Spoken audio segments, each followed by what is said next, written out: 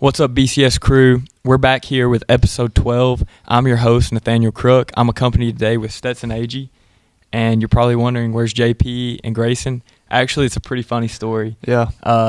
Before I get to the itinerary for today, I just want to preface this. We're actually re-recording. This is our second video of the weekend. We recorded a banger episode. We did. On Friday night with JP, and crap happened.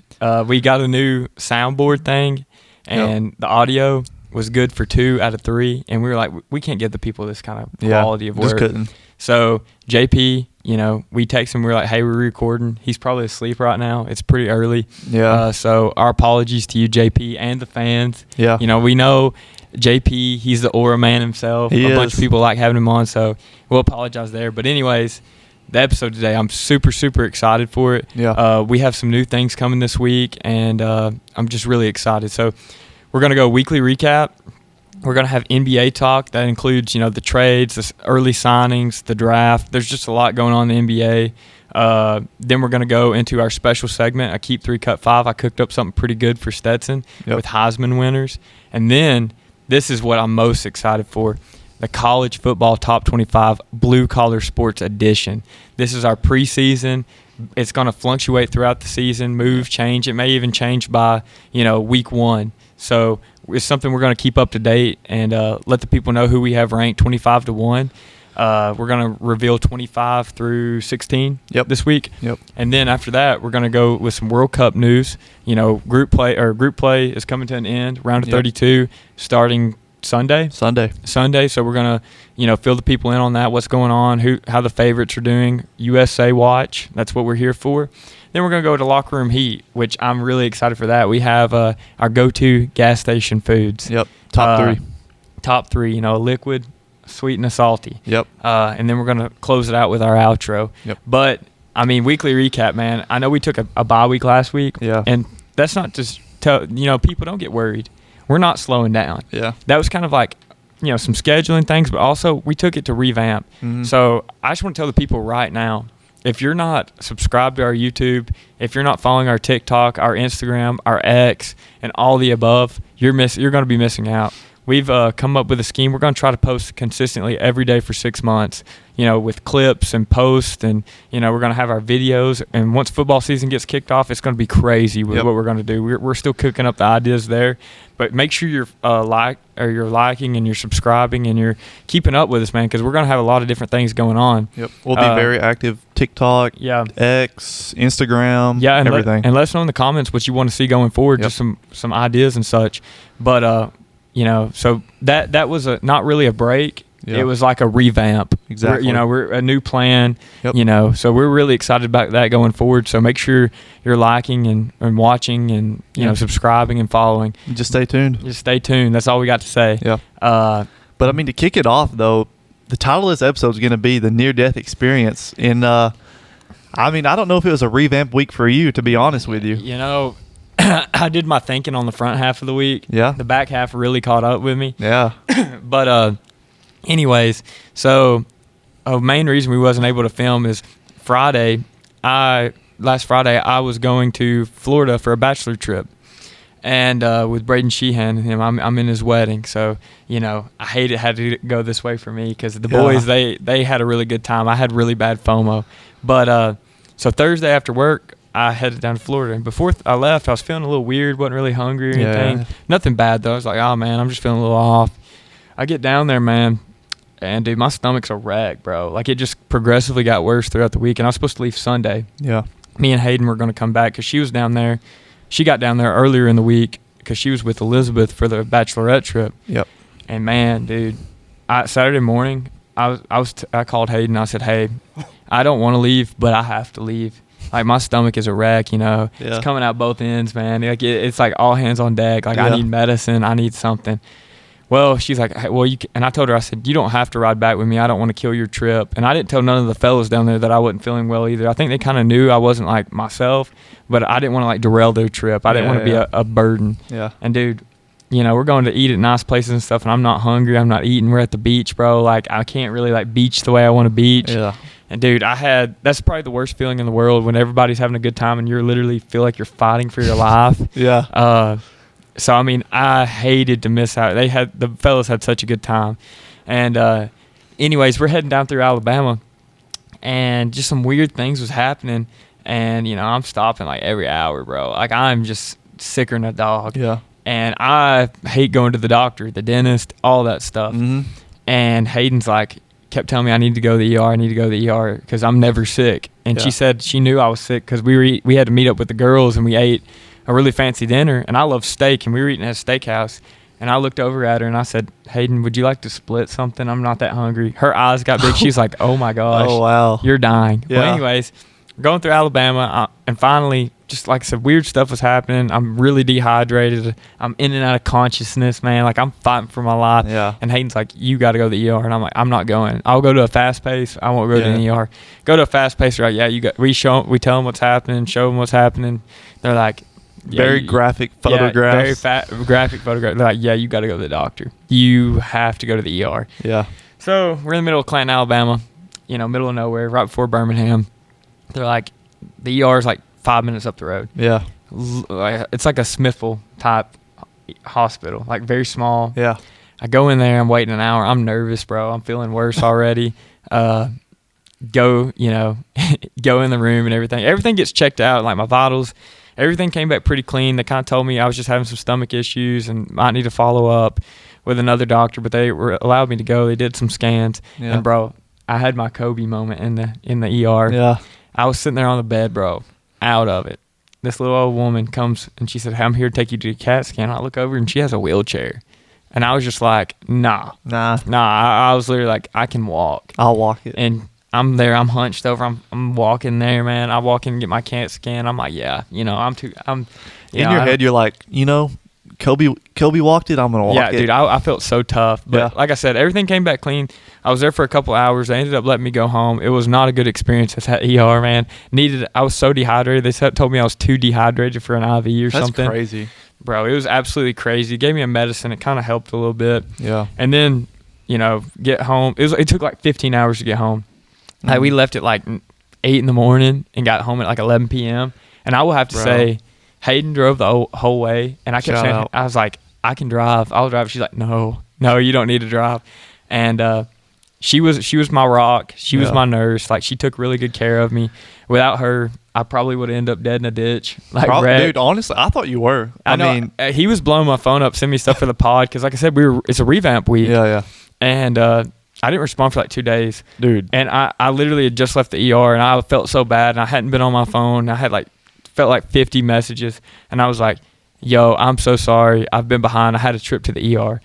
Literally fell asleep after that, and he's like calling me, texting me, and everything. Bro, I mean, honestly, like when you said that, I'm a terrible texter, by the way. Yeah, I was like, I texted him because like when you went down there, I called you on your way down there or whatever, and you were telling me how it was, and so I texted you the next day, how's it going? Yeah. How's the trip, bro? You're like, sorry, I'm in the ER. Yeah, I'm like, I'm thinking, you're like, I'm in the middle of Alabama in the ER. I'm like, all the scenarios going through my head is like, bro, what is going on? Like, did they get too wild down there? Yeah.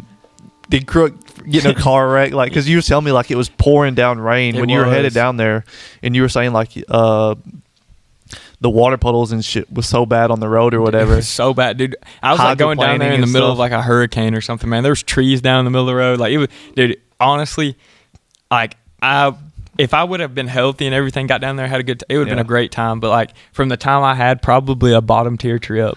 Like literally, dude, I don't think I've had. I've been sick away from home. Like I've had food poisoning. You're doing 360s on the toilet type thing. Yeah. But like, nah, dude. I literally, like I said, I had never been to the ER in my life. Like, and I did not want to go, but I was so out of it. I'm glad I did. They gave me some medicine that really kind of helped me. But I looked at Hayden. We were 2 hours out. We were in like Lewisburg. I said, I'm not gonna make it. I'm not gonna make it. And she's like, no, you're gonna make it. I get back. But literally, the best thing for me was getting home, my own bathroom, my own bed, sleeping there. So I mean, literally I skipped work Monday. I told him, I was like, I can't come in. It's not blue collar. I know, dude. I told him, I was like, I've been in the ER. They're like, yeah, you stay home. And no. They say okay. Yeah. Oh yeah. They did literally. One of my okay, they were like, period. Okay, period. And I was like, oh crap. But anyways, I was back Tuesday. Got my strength back a little bit. Didn't work out this week, but probably dropped about 8 pounds.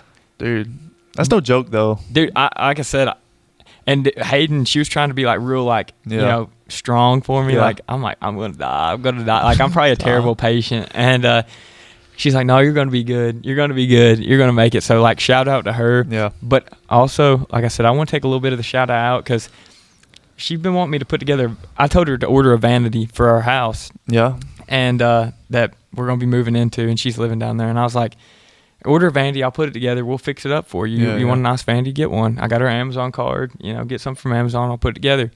Came in on like a Wednesday, and that's when I kind of started feeling a little froggy, and I had some exams while I was sick and everything. So shout out Tech, shout out Tennessee Tech. Give me 2 exams while I'm midterms while I'm sick. Yeah. But we get back, and she's like, do I just need to hire somebody to put together my vanity? Just for all the guys out there, that's a true shot to the heart, honestly. Dude, literally blue collar, bro. Like, I looked at her, I said, I need you to remember who you're talking to. Who's the man? Who's the man? She literally looks at me and goes, do you hear yourself right now?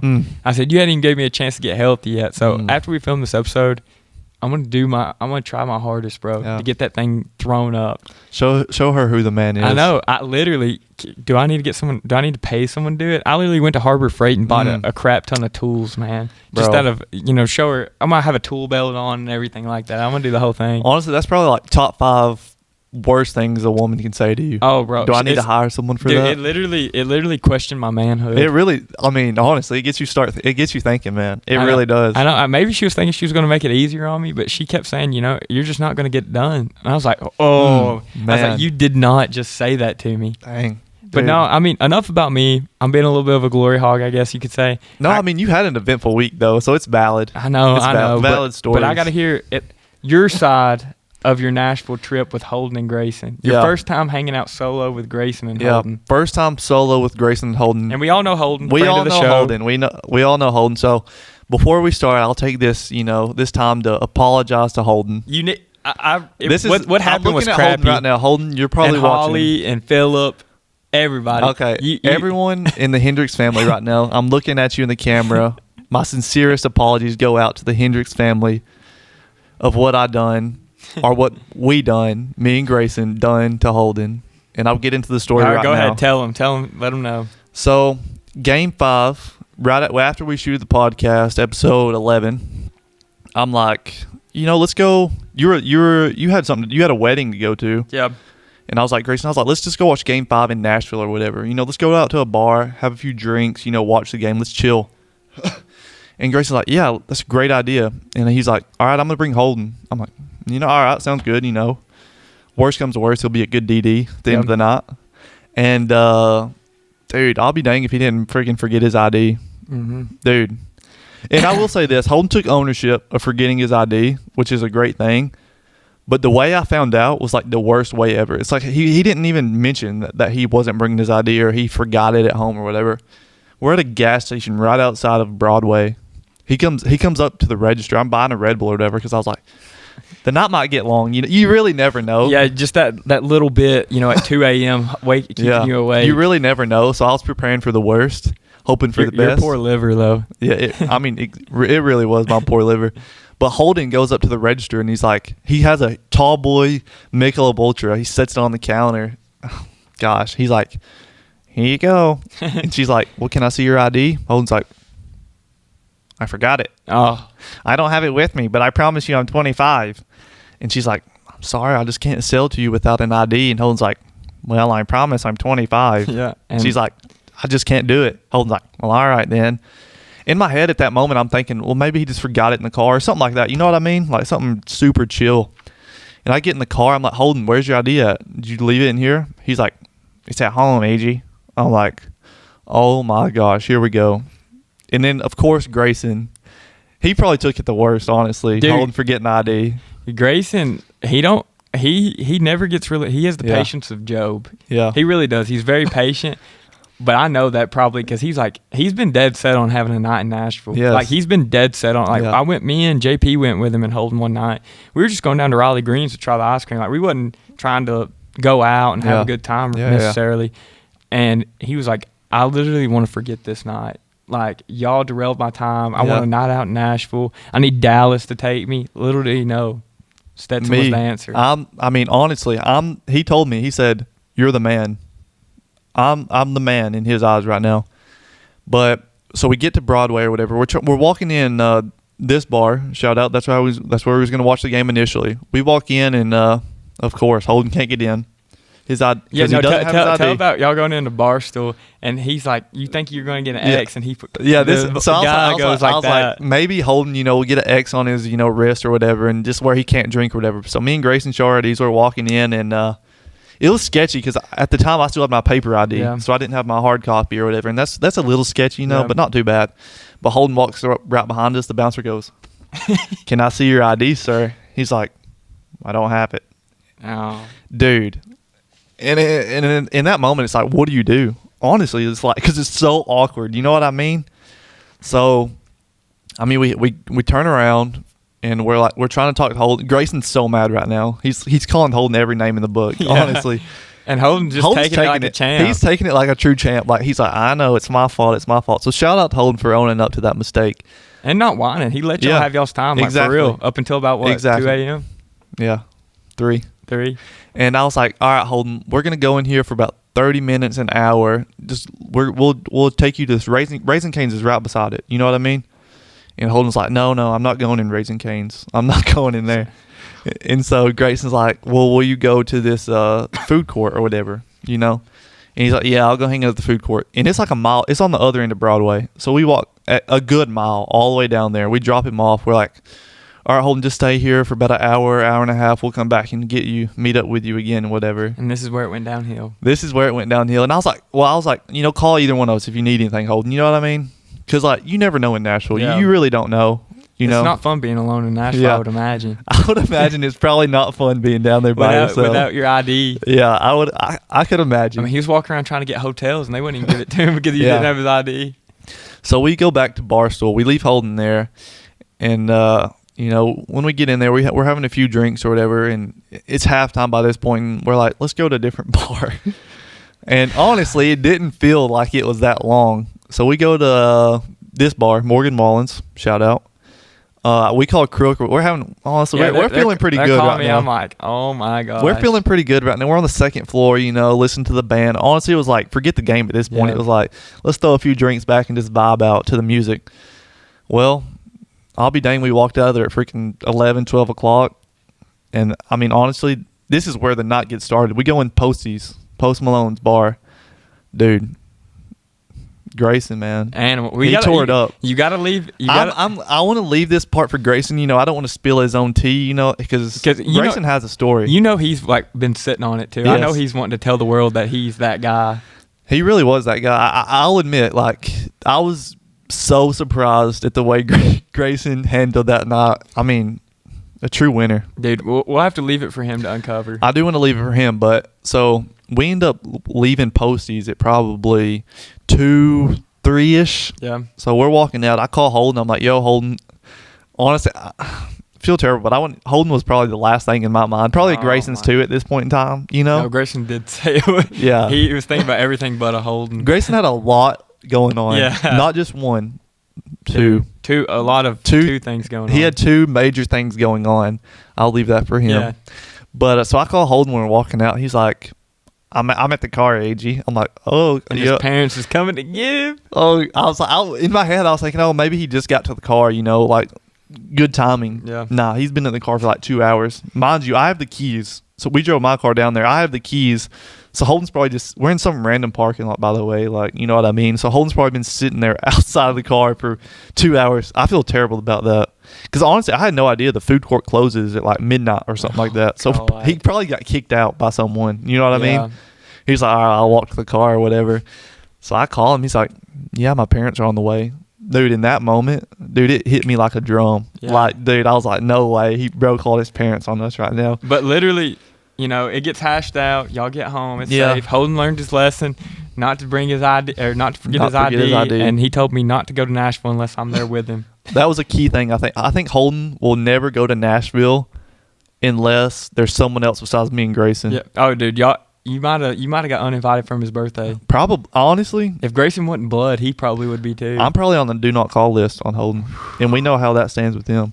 Dude, don't even say that. I might be on that list. I'm gonna have to find out. You are, but just shout out Holden. He really took it like a trooper too. Yeah. Like he never complained once. Even when we got back to the car, he's like, I feel like that makes it even more sad though. it really does. Like, y'all are. It makes me feel even worse because he's like, it's my fault. Y'all had fun. It's my fault that I didn't bring my ID. And he kept saying, "Yeah, I had a good time too." And it's like, no, you didn't, bro. Yeah, but I mean, the Shake Shack burger was probably pretty good. Yeah, I mean, and he but got a milkshake. he probably got a milkshake, but I mean, the milkshake was probably melted after that 6-hour long wait. Bro, I hate it for the brother. That was the worst part. Honestly, like leaving him for an hour or two, that wouldn't have been so bad. But like 6 hours by yourself, dude, in Nashville. And he was calling me, and I'm like, Holden, I'm gonna come get you. I'm gonna come get you. Yeah. Like, let me come get you. This is like all the way to like 11:45.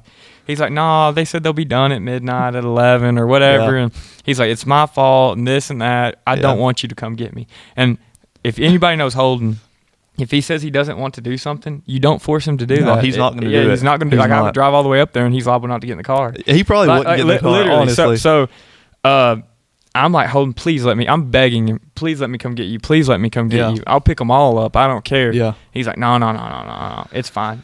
Yeah. So honestly, a trooper. So shout out Holden. But I'm ready to get into the content. We got a lot to cover to this morning. Yeah, not even tonight. morning. I wish it was last night, but JP takes back. What did he say? I said we had to re-record. He said you're lying. Bro, I wish I texted Crook last night. I was editing the audio and stuff. I texted Crook. I said, I wish I was joking, bro, but the audio for my mic, I'll take ownership. It was my mic. And you're the new IT guy. I know I'm the new IT guy, and it was my audio that cut out. So I'll take ownership. Just look at the camera and apologize to JP. JP, I'm sorry. We wasted 6 hours of his night. Dude, he got here at 6 and he left at 10. Okay. About 4 hours. But it was good seeing. We hadn't seen the brother in a while. It was good. I mean, I hate that the viewers can't see him because, I mean, he's been on, a 3-4 week hiatus right now, dude. He's been slammed at work, and he finally came back, and honestly, he done really good. Like, he had a lot of good takes. So, especially with college football coming around. So. Yeah, I hate that, bro. But let's get into it. We got a lot going on. We'll start off with NBA. Crazy stuff going on right now. We got coaches signing new places. We got players signing. Honestly, with new team getting traded to new teams, signing with teams for long term, and some big trades going on. Some huge blockbuster trades, and then we had the draft. But we'll start off. 3 new coaches. Yep. Signed. We got Micah Nori with the Trailblazers. Tiago Splitter with the Bulls. It should be your new favorite team. Yeah. Honestly, with the guys they just drafted, and I mean, honestly, you seem like a Tiago Splitter type of guy. And we got Dusty May going to the Mavericks. Just fill us in. How do you feel about this? Like, the Dusty May thing is one thing for me because, honestly, he was the second option. When the report came out that they were going off after John Shire at Duke. Try to pair him back up with Cooper Flag. Which, honestly, I thought was the best case scenario for him, honestly. To pair him back up with Cooper Flag. They have a younger team also, around one there. More thing on Dusty May. Michigan offered him a lifetime deal. Like, he could not be fired, but it was a lesser salary. Wow. I didn't know that. So that might have been something that kind of pushed him to leave. Yeah. I mean, I don't know. I mean, but could you imagine making $5 million or $10 million, whatever it would have been, for the rest of your life and not have to worry about getting fired? Dude, I would take that deal. I mean, I get it though. I think as a college coach, a lot of college coaches, the goal is the NBA. Yeah. The goal is professional, and I mean, he achieved that now. Yeah, and he's still not a young coach, but a younger. He's not like a Cal or something. Exactly. So and you were bringing up his old, his FAU. old FAU days. Dude, I'm telling you, this guy can make up a roster, and they're going to play his way. Yeah. I think the Mavs, I really am a fan of the hiring. Yeah. I'm not a fan of their, not to get into the draft, but I'm not really much of I'm not really understanding what they're doing right now. But with the new GM, new coach, they're probably trying to just flip everything to make it the way they want it. So you're gonna have to bear with them for now. Yeah. But just to touch on all the head coaches, Micah Nori, I'm very excited for him to get that head coaching spot. I thought this was long overdue. I thought he was a coach that should have been hired as a head coach last year. Honestly. Yeah, you mentioned with the Timberwolves. Yeah, when Finch went down in the playoffs 2 years ago, and Micah Nori stepped in and he performed well. He had them playing at an elite level. It seemed like they didn't even take a step back. Finals, wasn't it? Yes. Yeah. And in the coming after that offseason, it was big talks about him, signing elsewhere as a head coach. Never ended up happening. He went back to Minnesota, and now finally gets opportunity in the Trailblazers. Highly regarded coach too in the league. You Yeah. know, everybody thinks a lot of him. The only thing I want to touch on here is the contract. It's basically a 1 year with 2 team options. Yeah. And the pay is performance based, which Yep. the owner of the Trailblazers, I don't remember his name, but he also is the owner of the Carolina Hurricanes, I believe. Who just won, and they did the same thing with their coach, a performance-based deal. So, you know, I know a bunch of the coaches are kind of tore up over it in the league. A lot of them. It'll jeopardize them if this works out or something. You know, a team like the Grizzlies or the Wizards who are wanting to go after take a shot on a guy doesn't really want to be married to him unless they're good. Yeah. Could set the precedence for this. It really could. And I hope it works out for Nori. And even he had the press conference saying, you know, he didn't care about the years or the money. Like, he believes in his own ability. Like, he believes he can coach this team, and he believes he's a good coach, so everything will work out. And that'll really make you want, like, that wins a locker room. Yeah, like, it really does. It won me over. I'm not necessarily a Trailblazers fan, but, you know, I root for him. Yeah. You know what I'm saying? And this makes me root for him that much more. And then going to Splitter, I thought he was going to go to the Trailblazers. Him going to the Bulls really doesn't make sense to me. But like we were talking the other day, I think it's really hard to see who's going to be a good head coach in the league. Yeah. Like, where in football, you have an offense coordinator, defense coordinator. Yeah. So, like, an offense coordinator, you're like Ben Johnson, for example. I'm like, oh, yeah, he's going to be a heck of a head coach. Yeah. You know what I'm saying? You see what he's doing with the offensive side of the ball. And I know you kind of have that in basketball, but Tiago Splitter, still a young guy. Yeah. Getting the deal that he got with the Bulls. And the Bulls, I really feel like they're a team with no direction. Yeah. So this is going to be a chance for him to go in there, get the roster the way he wanted. Yep. Caleb Wilson, huge fan of him, obviously.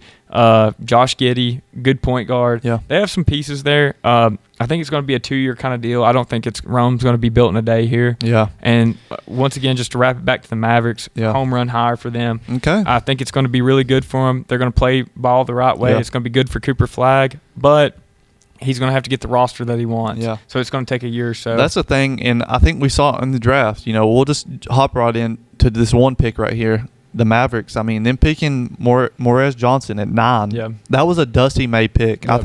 I think if Kidd was still the head coach, it would have been Burries. It would have been someone different. Yeah. Probably Burries. We don't know for sure, but it would have been someone different, I feel like. So this was a Dusty May pick. You know, I feel like this is a way the team is really organizing to, you know, shape the team around his play style.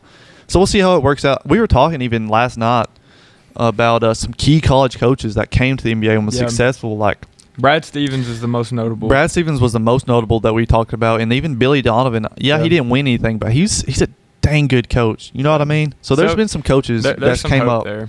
But we'll go into some signings, and we'll briefly sweep over some of them. But one big one is Trae Young staying with Washington. I mean, this is one team that has a good young core right now, and they have some veteran presence. If AD stays there, I think this team can make some noise. Keep AD around. Yeah, you know, and also not only that, but having Sarr, drafting Okpara. Not saying he's going to be that kind of guy there, but like allowing AD to play the 4. So I think that speaks volumes on them trying to compete now. So I think so too, and I think this is a great destination for Trae Young. I even saw this one thing. I think I sent it to you. It's like they were like, "Why does every player look washed in a Wizards jersey?" Why does every player look washed in a Wizards jersey? And dude, that speaks volume, honestly. I mean, dude, the only players I can think that didn't look washed in a Wizards jersey was like Bradley Beal and John Wall. Yeah, like a recent memory. Honestly, yeah. And then we got Dosunmu staying in Minnesota, which we'll touch on Minnesota more later on because there was a big trade that happened there. But, I mean, this is another thing there, you know.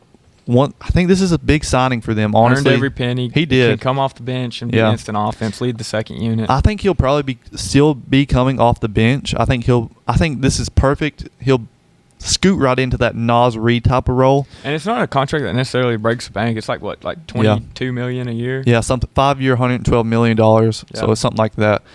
Honestly, a good signing. And then we got Austin Reeves to stay in L.A.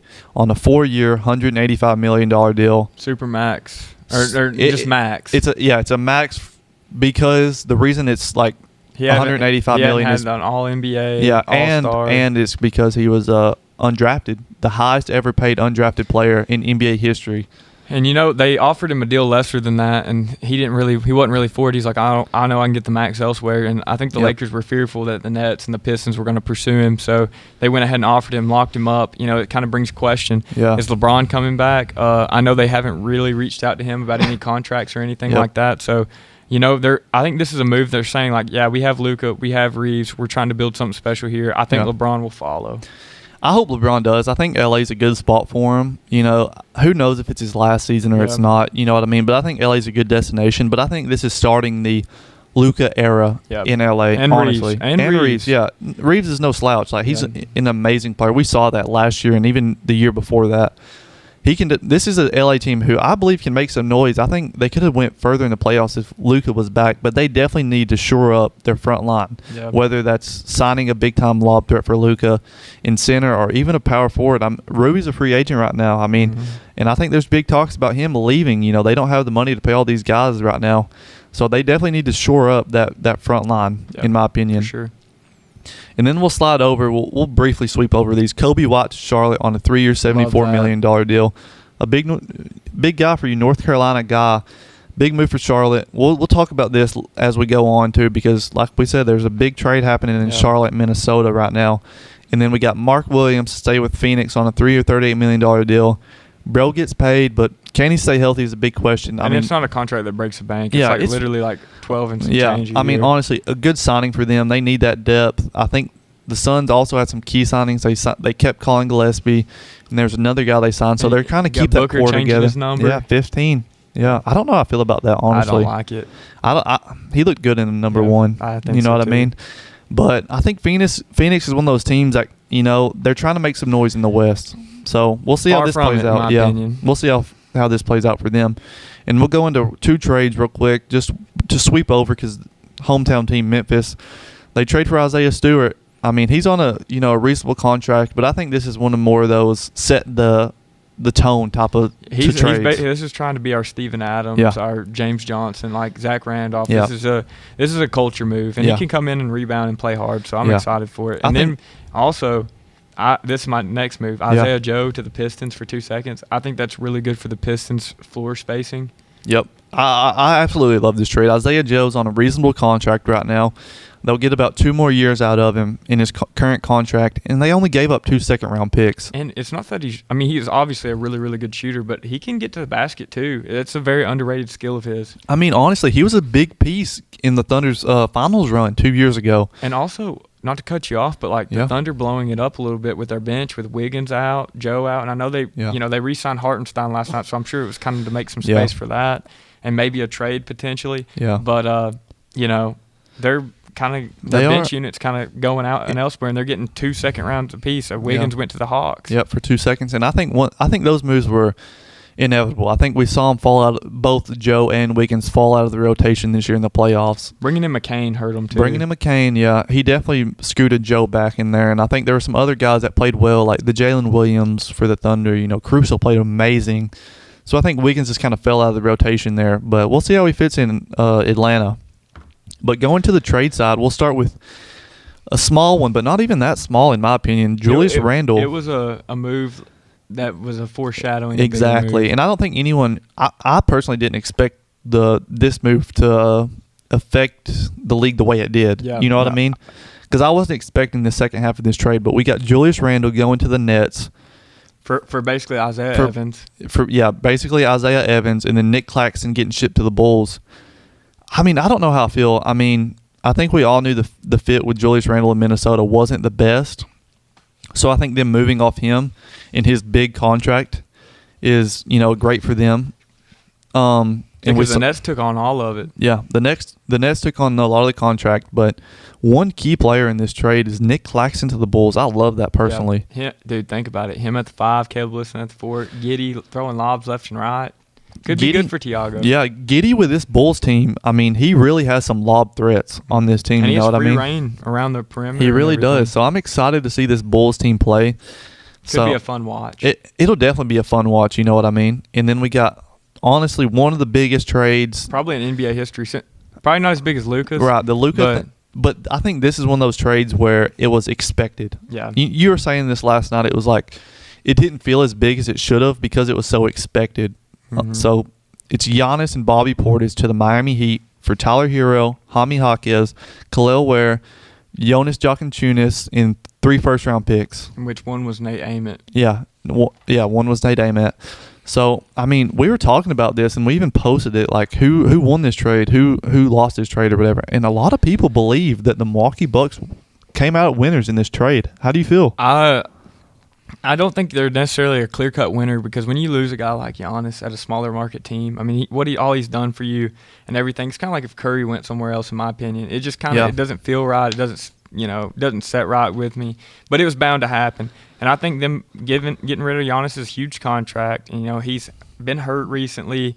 I want out, I want in, I want out, I want in. Getting that headache kind of out of the way. Yeah. And then also moving off Portis' contract, who's kind of big. Yep. And you're bringing in Tyler Hero, who when healthy, hometown hero, who when healthy can average 25 points a game. Like he's a bucket. And then you have Jaime Jaquez, finished second, sixth man of the year, had a really good rookie year. I think Khalil Ware can space the floor. I think he's going to have to probably move to the 4 at some point in his career unless he puts on some weight. And then the point guard from Illinois, what's his name? Jonas. He is an underrated piece in this trade. He could really produce a big point guard. And then you also get 2 other first-round picks out of this. I mean, not to say that the Bucks won, but with the haul they got back, I feel like it's a lock 8 or 9 seed in the East. Not to say that's a good thing, but with the age of these guys and you get back a Hero and Rollins backcourt could be fun. Yeah, I think so. I think this Milwaukee team, I mean, they're definitely not a playoff team in the form they're in a right now. Contending team. I think they can make the playoffs. So. I don't know. I think they're pushing play-in tournament. Especially, we saw the news that Miles Turner, is potentially on his way out, and even Kyle Kuzma. Which I mean, I don't know. I mean, it's definitely the right move to ship out some of these older guys to get the younger guys in the rotation. I think that's a great move. Get more runtime for Dang. Exactly. Ousmane Dang. Yeah. I mean, he played great for him. But when we're looking at this Miami team. Giannis, he's on a huge supermax deal. Bobby Portis is on a big deal. We were talking about that. It's going to be tough for Miami to retain, the players that they need to make a deep playoff run. I mean, I hope they can. I mean, just for Giannis' sake. You wave goodbye to Norman Powell. Yeah. I mean, this trade does that. Yeah. I mean, wave. Did he make an All-Star this year? 2 years ago. 2 years ago. Yeah, not this year. Yeah, I mean, Norm Powell's one of those guys who's literally instant offense. And this is the thing with Miami. They're going to have to put so much shooting around the Giannis and Bam because right now they both shoot the 3 ball, but they're not good at it. You know what I mean? And you don't think Bam's going to average 83 next year? No, honestly, I don't know how he scored 83. I don't either, but I watched the game when I got the notification. I was at work. I got the notification that he had like 60. Yeah. I think it was like it wasn't halftime, but it was early in the third quarter. I was like, dude, turn this game on immediately. Free throws, man. And honestly, it was free throws, and it's the Wizards. I mean, come on. But no, I think the Heat are going to have to bring in. We've talked about some guys. I'm a big Buddy Hield fan, probably my favorite basketball player of all time. He could come in here and, like you said, it's going to have to be vet minimums. Yeah. It's going to have to be really team-friendly deals. I saw Tim Hardaway Jr. could potentially. I mean, his dad played down there, so there may be some emotional kind of tie there. Klay Thompson potentially if he gets bought out by the Mavs. I've seen Duncan Robinson. Yeah. I mean, like you said, it's gonna have to be they're gonna have to fill out their roster with vet minimums. I mean, you have Davion Mitchell can play the 1. He can handle the ball. He's going to defend. He's not a shooter though. But if you can bring in 2 shooters to put it the shooting guard and small forward position, I think that would really space the floor. And then also you're going to have a scorer coming off the bench. I agree. You have to. I agree. And I think this is one team, if you're an older veteran type of player, you see this team like, oh, wow, this team can compete for a championship. Like, I'll go sign a minimum here just for the ability to win a championship. I mean, even LeBron could potentially return. Man. But I'm just saying, like, it's that kind of superstar potential. Yeah, like, they can be close to winning one, especially in a weak conference like the East. I agree. And then, honestly, we got one of the more surprising trades of the offseason. See, the surprise factor kind of made this one a little more really did. Big to me, because I don't think anyone really expected it. I think the news broke that LaMelo was in trade talks, but honestly, I don't think anyone expected it. Yeah. But LaMelo Ball to the Minnesota Timberwolves for Naz Reid in 4 first-round picks, 1 unprotected, and 3 pick swaps.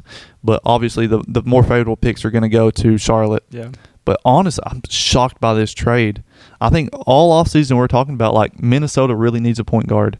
We saw how Mike Conley played. Like, he's old. He's getting older. He can come off the bench and produce, but it's not going to be – you can't get it 9 in. And I'll be dang if they didn't get a point guard. Mm-hmm. You know what I mean? That backcourt, it's going to be so fun to watch, but I don't know if it necessarily is the most efficient.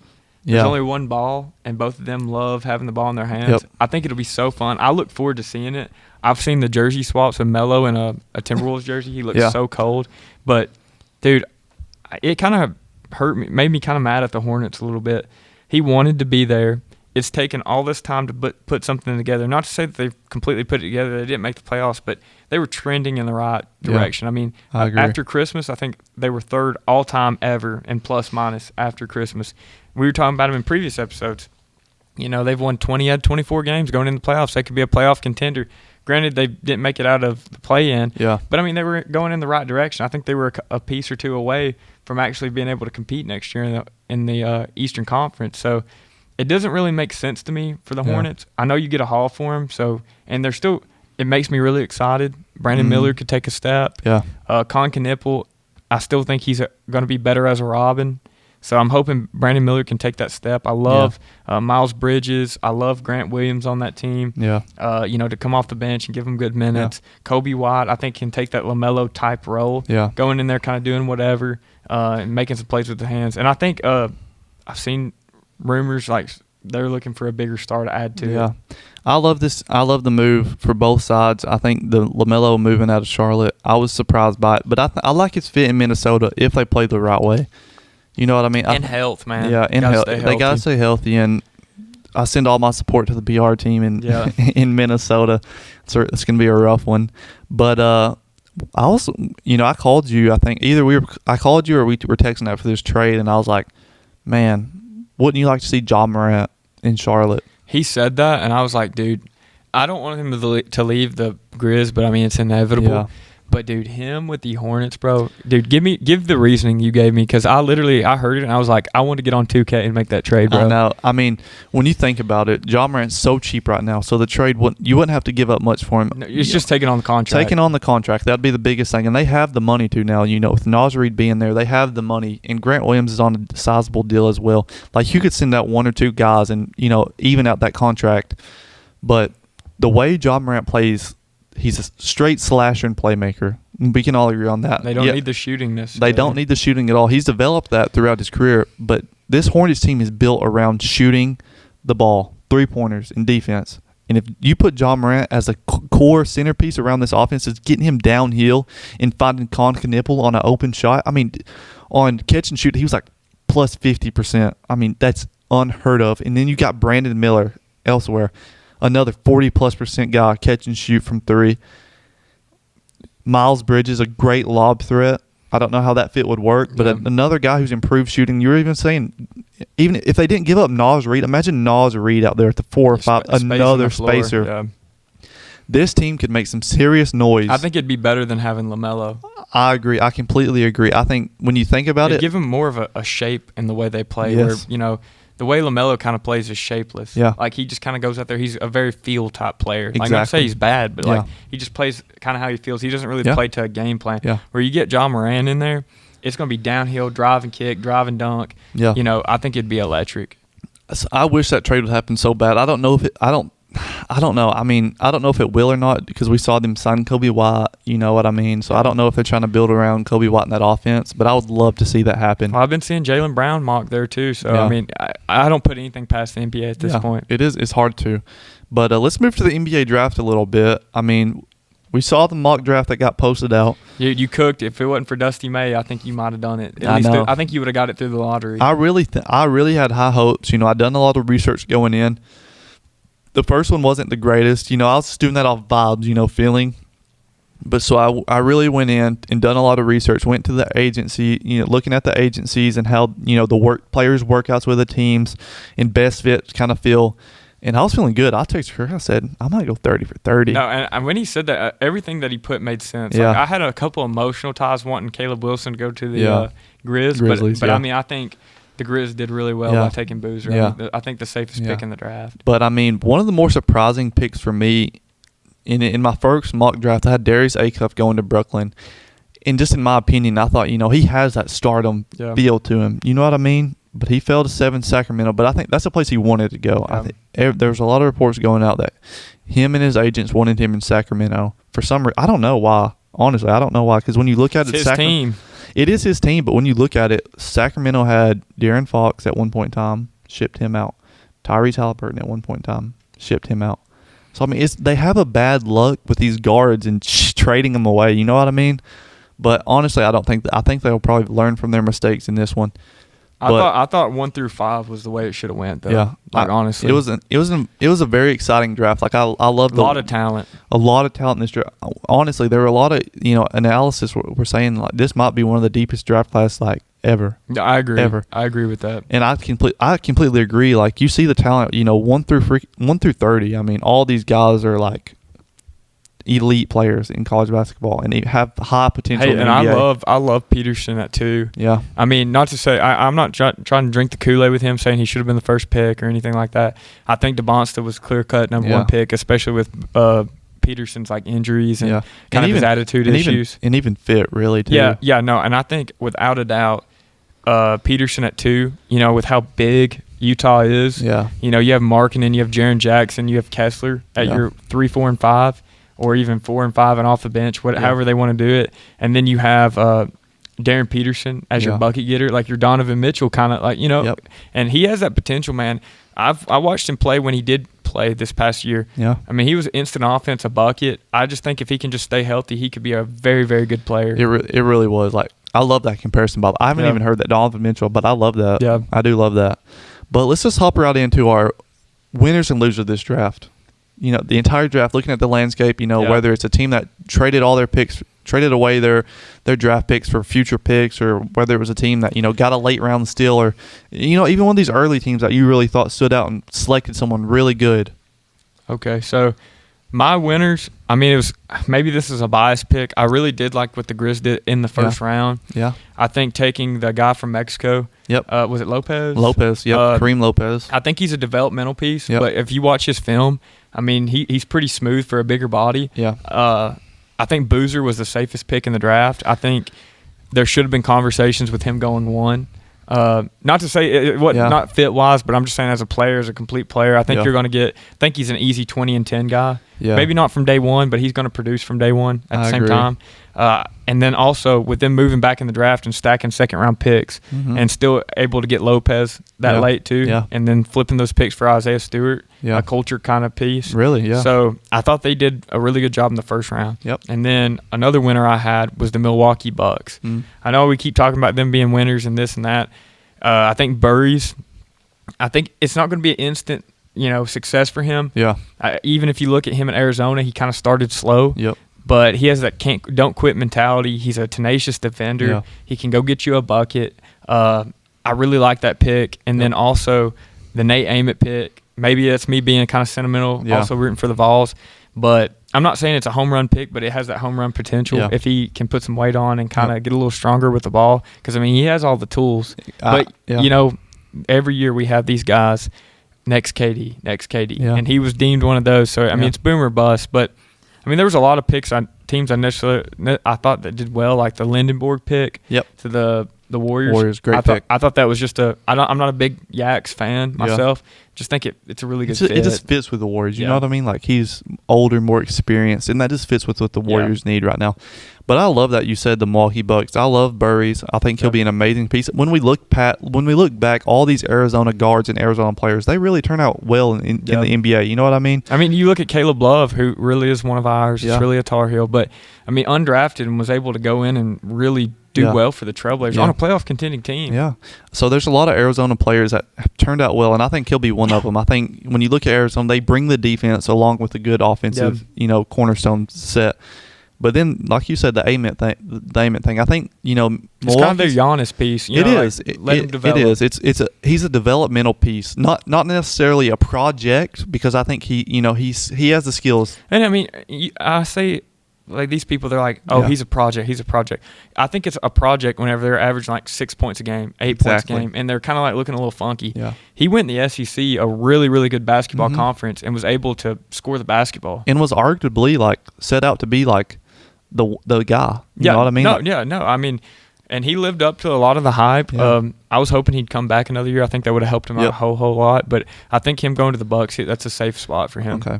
And I'll give you my 2 winners here. Start us off. I think the biggest winner for me was the Atlanta Hawks. The moves that they made.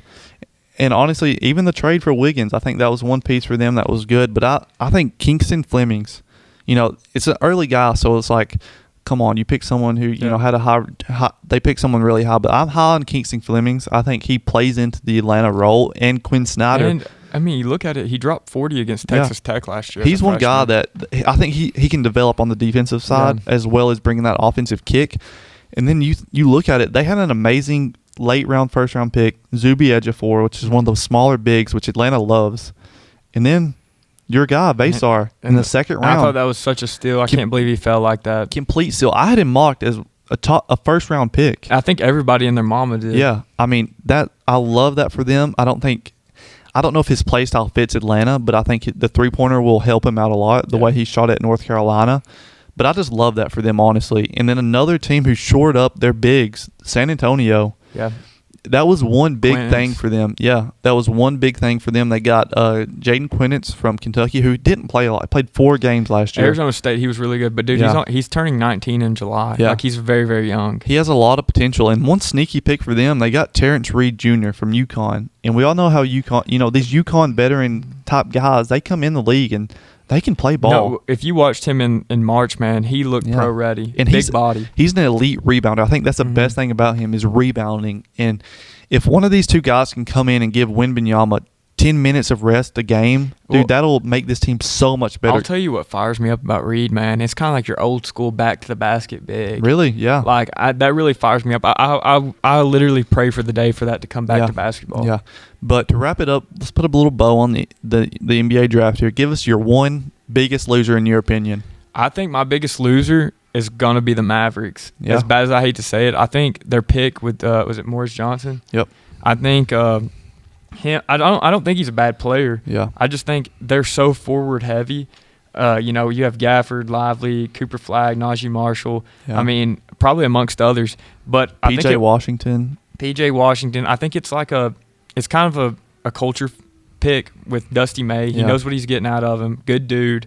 Rebound, very, very athletic. And, I think might be the writing on the wall for somebody like Gafford, PJ Washington. Like I said, it's going to take some time to implement what Dusty May wants to do. He wants to build the team the way he wants. And if he thought this was a pick that does it, that might be a good pick. I just thought if you're looking at it right now, it doesn't really feel like a home run It's pick. a tough one, especially being like the first pick from that Michigan team. Yeah. You know what I mean? Like, he wasn't the best player on that team. Like, he was good, don't get me wrong.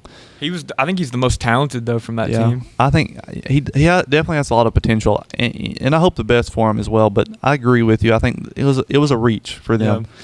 But my biggest loser the draft was the Nets, and I'll give you this one reason right now. I'm so high on Darius Acuff, and regardless of where he wanted to be and where the agents wanted him to be, if you're Brooklyn, you got to take the best player available. And just the way Darius Acuff played and the stardom he has around him, he has star potential written all over him. Dude, like AI type feel. Exactly. And it's like... And even Calipari, bro, sings his praises. I know, he does. And you look at these Calipari guards, man, he never misses. He develops these guards so well. I don't know what it is. Like, there's something in the water with him. Yeah. You know what I mean?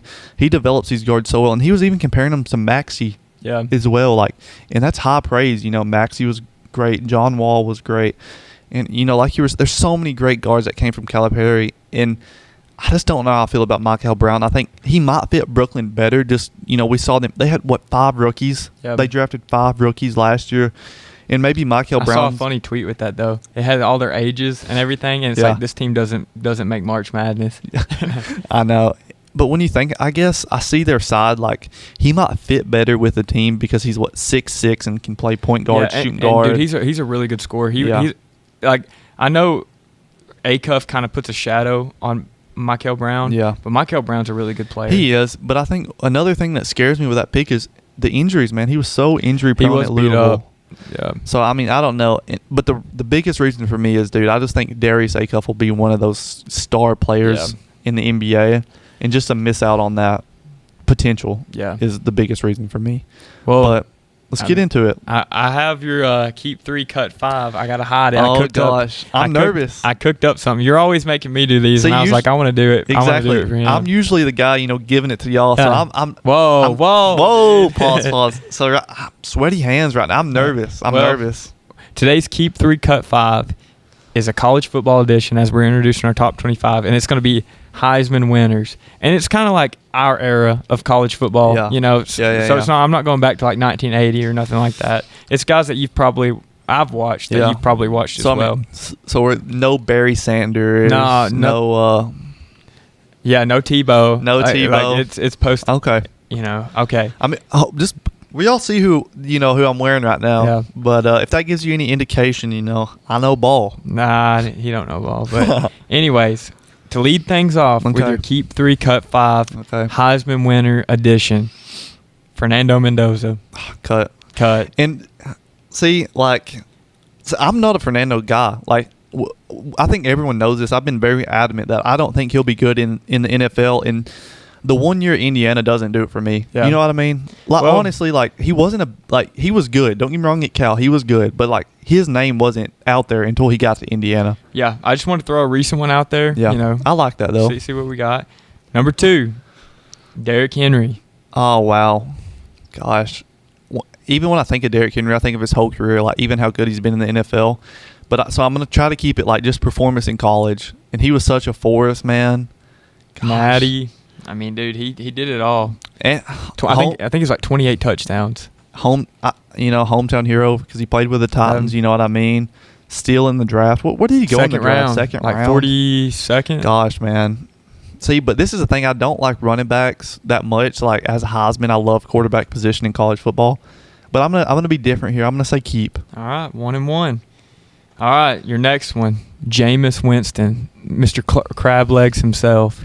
See, man, I want to keep him so bad just for the quotes, dude. I love his quotes. I When he love comes out with Jameis some Winston. good quotes, and Him at Florida State, watching Yeah. him, bro, and he Yeah. literally said something at a student council meeting, literally gets benched, suspended, and he goes Yeah. out there in full pads warming up, hoping the coach forgot. Legend, bro. And the coach was like, "What are you doing out here? Yeah. Go back in there and change." Legend. I love that, but I'm just gonna have to say cut. Dang, bro. I'm gonna have to. I love his. Don't get me wrong. I love his quotes, and he was great at Florida State, man. All these are great players. It's Yeah. going to be tough. Yeah. Okay. Marcus Mariota. That's a tough one for me because he has a soft spot in my heart. You know what I mean? Mariota was one of those players. Just when I was getting into college football, he was one of those guys. And you think about those Oregon jerseys, man. He shined out there for Oregon. He did. Another Tennessee guy too. Yeah. So it really hits home for me.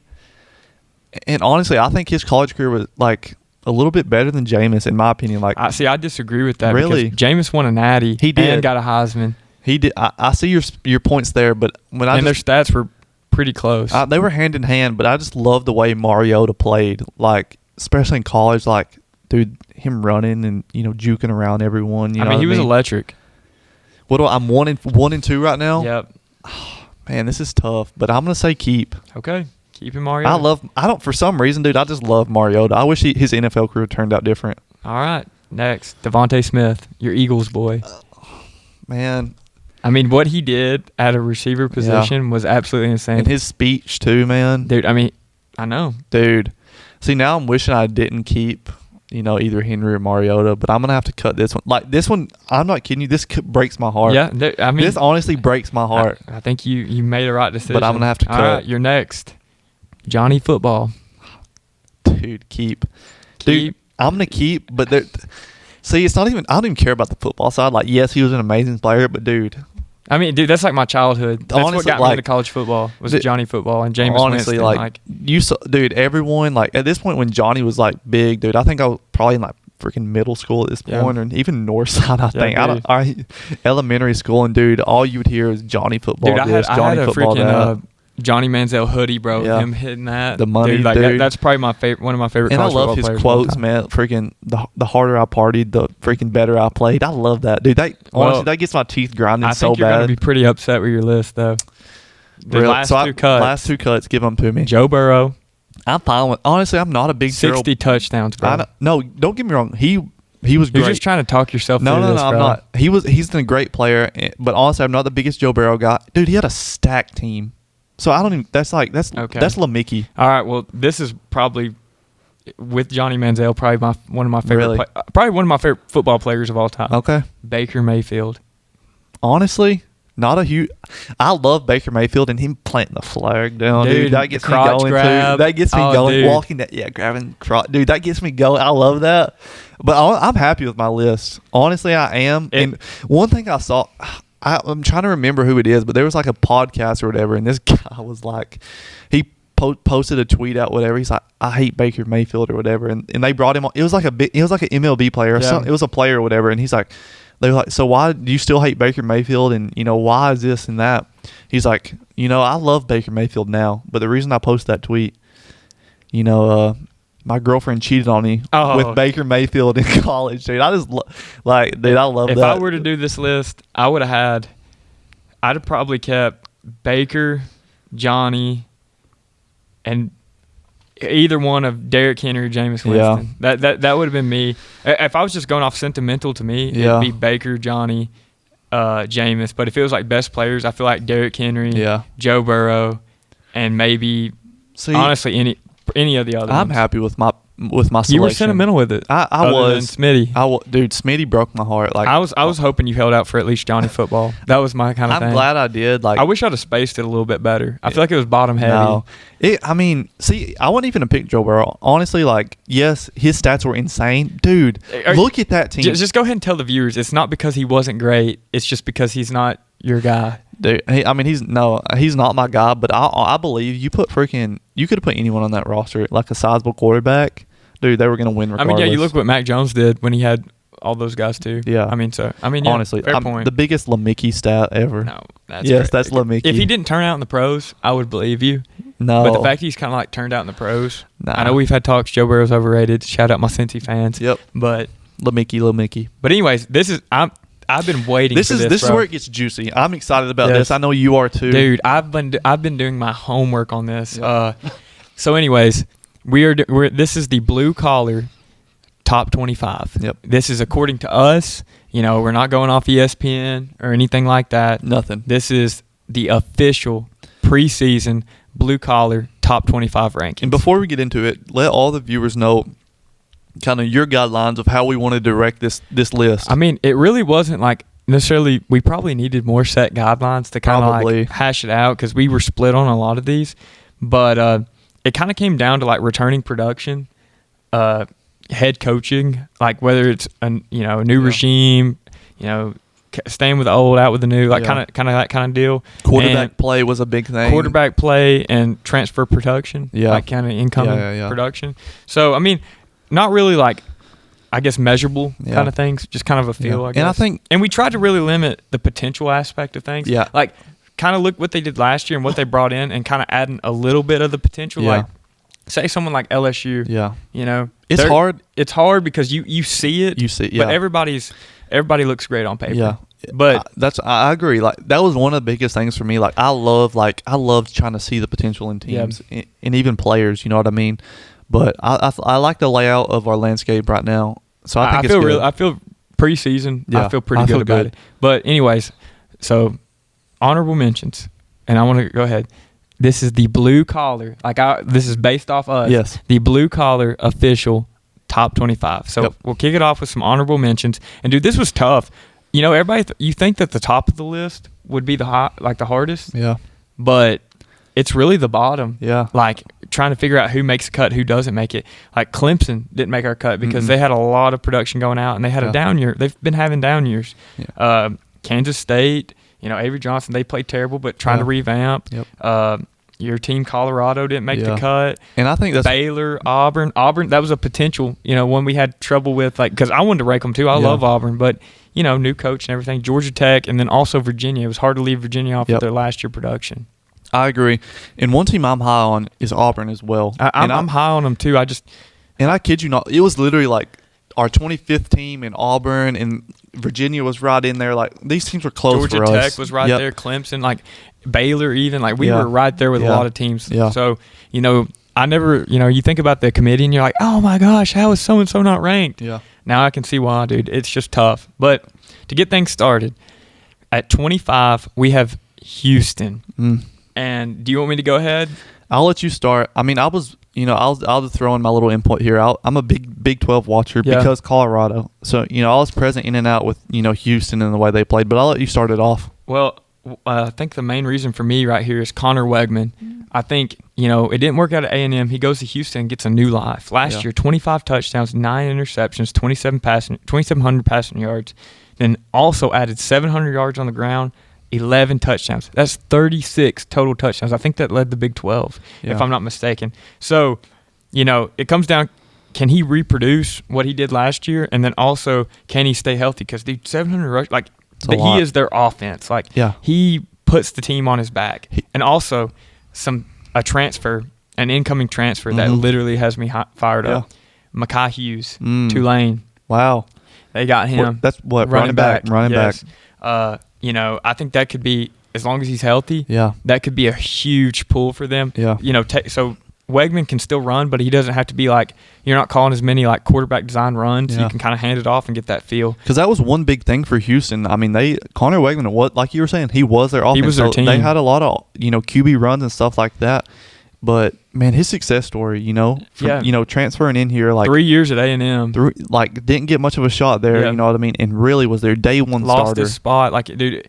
Then came here and really revamped. And then also another thing, they returned their leading receiver, Amari Thomas. He literally almost had 1,000 yards last year, and I think it was 12 touchdowns. That's that's literally a third of their passing yards right there. But I will say this with Houston that kind of scares me. Yeah. Well, they have a tough road schedule. Yeah. They play at Texas Tech, So Utah, tough. Colorado, and at West Virginia. Yeah. Not to say West Virginia is good, but that atmosphere goes crazy. That's a tough, away schedule. And one thing, in my opinion, the Big 12 is one of the most balanced conferences. You know what I mean? Obviously, you have your guys that probably lean up towards the top in the BYU, the Texas Tech, but Utah. But when you look at that stack, it really could be anyone's game in the Big 12. And having Texas Tech and Utah on the road, that's tough. That's so really tough. So that kind of scares me there with them. But then they also spent a lot of money on the defense and bringing in Mekhi Hughes. Yep. And also they had a good season last year. 11-2. It was 10-3. 10-3. But they're going to be able. I'm hoping they can roll over. The production. And, dude, heck of a coach, Willie Fritz. I love their coach there. And I thought he deserved Penn State. Yeah. If he'd been willing to move. And one big thing for them, they were not necessarily a run-heavy offense, but they were slow the game down a little bit. Yeah. Let Connor Wegman work the field. And their defense is always pretty solid. Cuts, man. Yeah. So I love this at 25. They play old school football. I love Houston at 25. I don't think they have potential to be top 10 or anything, but I think they can stay ranked throughout the year. Yep. I think it's a solid 25. Then at 24, SMU. Okay, this is a team you were higher on than I was. Yeah. And I'll tell you the reasons why I think 24 is fitting to the viewers. Year 3 of Kevin Jennings. It's very rare that you get a quarterback for this long. Especially the way, when you look at SMU, they're not, the biggest team out there. But Kevin Jennings is one of the, star quarterbacks in college football. Yeah, and he's very loyal. He's got playoff experience. I know they didn't win, but he's been to the playoffs. He's dealt with, being punched in the mouth last year, not having the best year. Right. They're in a weak conference. They could finish as high as 2 in the ACC, realistically. It's going to be hard for them to beat out number 1, which we all know who that is. Yeah, Miami. But they went out and they kind of tried to acquire some offensive weapons in the portal to kind of take some of the pressure off Jennings. Because, dude, I'm telling you, even with the stuff they got, a lot of pressures on Kevin Jennings. And, dude, it's going to come down to his health and how much is too much for him. Really. And then Rhett Lashley is a phenomenal coach. He is. Just the way he runs that offense, man. SMU has one of the most electric offenses in college football. In the past 3 years, he has 31 wins. Yeah. Dude, that's insane. Yeah, and he's such a great coach. Also, Ymir Knight, shout out a name. He's public. Lashley's went out publicly, and he said he's very, very high on Ymir Knight playing the slot. And that's rare for him. He really doesn't, give these players shout-outs. So, this guy's got to, be decent. Yes. So, I'm really excited for that. Defense had a whole overhaul, new defensive coordinator, whole new D-line. So, that kind of worries you a little bit. The secondary was the weakest part on their defense last year. So, they got to shore up there. So, it's a complete change on the defensive side of the ball. And the ACC, though, defense doesn't really matter as much. If you have a good defense, it boosts you up. Look at Miami last year. Yes, so, I agree. And this is one reason why I'm skeptical of SMU. Their defense has always been pretty poor. Yep. This is a big offensive team. They love to air it out. So I'm excited to see how this defensive change, comes into play.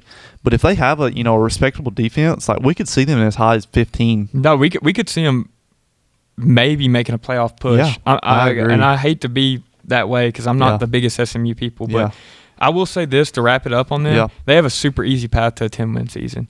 I'll say their hardest games, they have Notre Dame late season. That's tough. That's an L. And it's away, too. They have Virginia at home and Louisville away. They avoid Miami and Clemson in the ACC. That's big because especially the way we expect Miami to be, we don't know what Clemson's going to be. So that's, 2 big games that they're going to avoid. But it's also in the same sense, I mean, we really don't know what Virginia's going to be as of right now. I think we're both high on Virginia. I think they have potential there. I love Tony Ellett as a head coach. Yeah, and then Louisville, I mean, it's an away game, and that's going to be a tough one for me as well for them to get away from. So that's SMU. But anyways, number 23, we have Iowa. So a couple things I have on them. They have quarterback question marks. Is it going to be Hank Brown? Is it going to be Hecklinski? And I just want to throw this in there really quick. Like, the quarterback position for them is going to be a huge one to come down because we saw how Gronowski played last year. Especially late in the season. I have that as a note on here. So you know what you're getting out of Kirk Ferentz. It's 28th season at the helm. Like, Iowa's going to be gritty. They're going to have good O-line.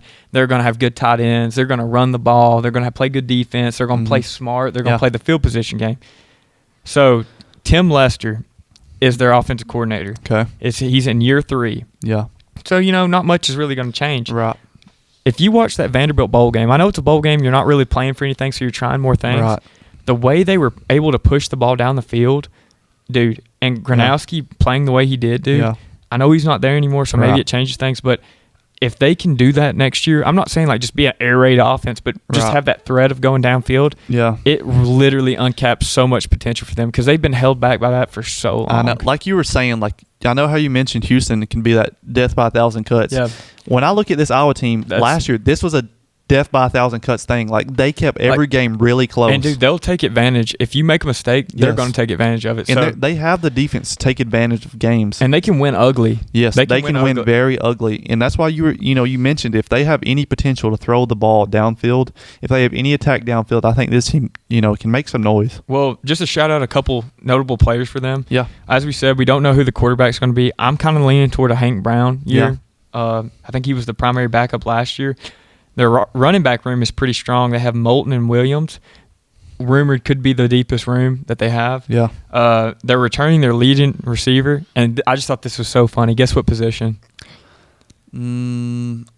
Honestly, no idea. Tight end. Wow. 434 yards and 3 touchdowns. Their leading receiver tight end at 400 yards. That just goes to show how much run heavy and defense this team had to be. Like, that's literally, if this team can get any, production on their, receiving end, they can make some noise. So I do have, like I said, need to push the ball downfield. So they have a receiver that's a junior that everybody's kind of high on. His name is, I forget his first name, but it's Vanderzee. Vanderzee. So I'm hoping he can step up. He's a pretty good athlete. If he can kind of step up and give Hank Brown or Hecklinski somebody to throw to, I think it could really uncap their potential. They're in a tough conference in the Big Ten. They are. So it's going to be hard for them to compete, but they are well deserving of a preseason ranking. Now, my favorite, number 22, we have Tennessee. The hometown team. I really wanted to put them higher because I believe in Tennessee, but I try to put my bias to the side. I think 22 is very fitting. Obviously, they have a quarterback controversy. We kind of got a feel it's going to be Faison Brandon. I think we all think it's going to be Faison. Dude, but this, just going, even all the most recent stuff happening. I mean, they lost a defensive guy. Chaz Coleman, our biggest get in the portal, literally like a top 10 portal get. I mean, paid him heck of money, and, he medically is dismissed. Didn't show up. I mean, it was a complete dumpster fire, and it feels like that's very common with us at this point with Nico, Boo Carter, and now this. So it makes me kind of question maybe Heupel's locker room. Which, granted, this guy really was never in it, but still, why I'm really high on Tennessee. I mean, young quarterback, I'm not a crazy big fan of. That kind of is why I feel like they're at 22, and also their defensive woes from last year. You got to correct that. But I mean, you have a lot of returning production on that offense. Just some key players. Bishop, 1,100 yards and 16 touchdowns last year. He's back. Braylon Staley 837 receiving yards, 6 touchdowns. Wow. As the second option. Because you got to think, these guys are behind Brazel last year. Brazel, yeah. Mike Matthews, 813 yards, 4 touchdowns. I know we were talking about this last night, and I hate bringing up last night. I'm sorry, JP, again. Yeah. But, man, he made some really good pointers. Like, Tennessee they've always kind of been one of those, receiver by committee.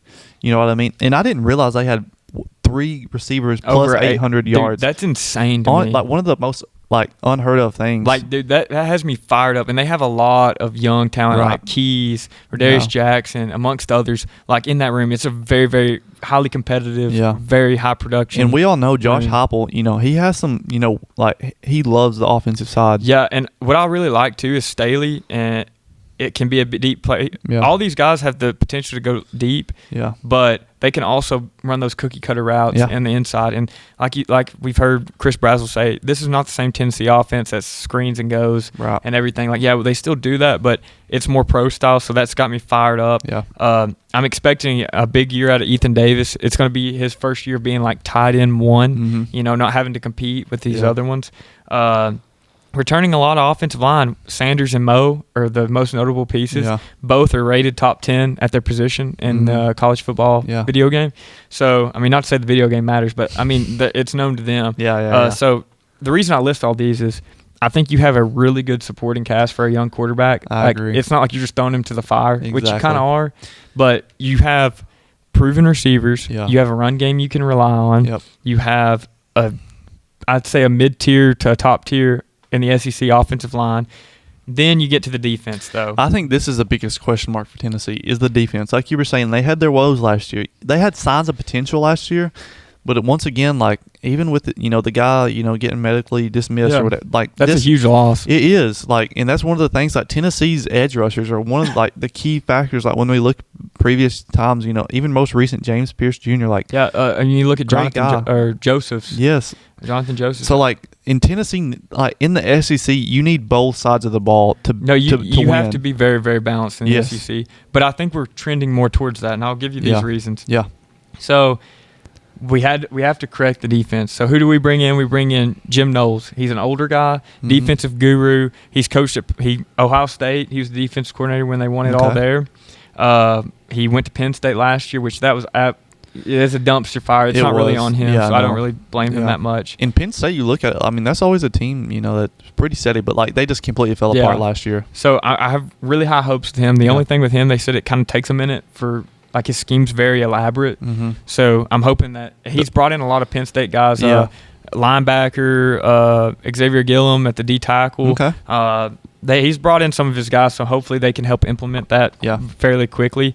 And also, like I said, the Penn State's transfer at linebacker, Edwin Spillman, Arian Carter, Jaden Perlott, linebacker room. Yeah, it's up there with LSU's. Really, it's a very deep room. And then our DBs, we're returning Ty Redmond.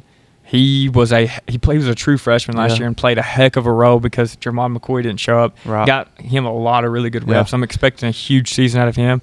We still have Farouk amongst others. Yeah. So the DBs solid. And I'll throw one name out here. Colorado guy, Isaiah Harge. Yeah, no. And honestly, who knows if he'll play or not, but just another one of these Colorado guys that, that's developed under Deion Sanders, especially at that corner position. We saw Colton Hood last year for y'all. Literally took off. Huge. So, I don't know if he'll get to I'm not comparing Isaiah Harge to Colton Hood by any means. I think Colton Hood was steps ahead of Isaiah Harge. But you never know. But you really never know. So, I'm excited to see how that plays out for him in Tennessee as well. But I'll end with this. The D-line. Yeah. I think Gillum and Hobbs at D tackle, the interior, I think that's pretty good. I'm questioning our depth there. Yeah. But our edges, man. We lost Jordan Ross in the portal to LSU. We just lost Chaz Coleman. Yeah. I think Elijah Herring, we still have him. No, we don't. Really? He left? No, Caleb Herring left. Okay. I don't know. They confused me. But anyways, edge, we have some questions. So, it's kind of – and Max Gilbert's gone. Honestly, so probably our the special biggest team should be a lot better. That's the biggest thing for me, honestly, just getting Max Gilbert out. I'll say this, though. Tennessee's 2 weaknesses that'll hold them back this year, just to really hone in. Yep. Young quarterback play. Yep. And edge. Your 2 most important positions. And they're question question marks. But I think they're going to be well coached. Yeah. I think they have a lot of returning things to really help lessen the blows of these inexperienced positions. So I'm very excited for Tennessee. I could see them winning 10 games, but I could also see them winning 6. I love Tennessee at 22. I mean, when you look at it, it's very fair. Yeah, I think it's fair too, and never count out Neyland. No, never. One of the more electric, stadiums in college football. I know every SEC team has a bad schedule, but they really do have a really it's a gauntlet. Yeah. But anyways, enough about Tennessee. Yep. Number 21, Louisville. I have some notes here. Yeah. Isaac Brown, one of the best running backs in college football. He's so electric. Like he big can play really threat. Every time he gets the ball, he can take it to the house. Exactly. Lincoln Kenholtz. He's an Ohio State transfer. Yeah. I have on him big arm, athletic, and he's a former top high school prospect. And I know you're not really – I'm not trying to drink the Kool-Aid with him. Yeah. I haven't studied him enough to really, vouch for him too much.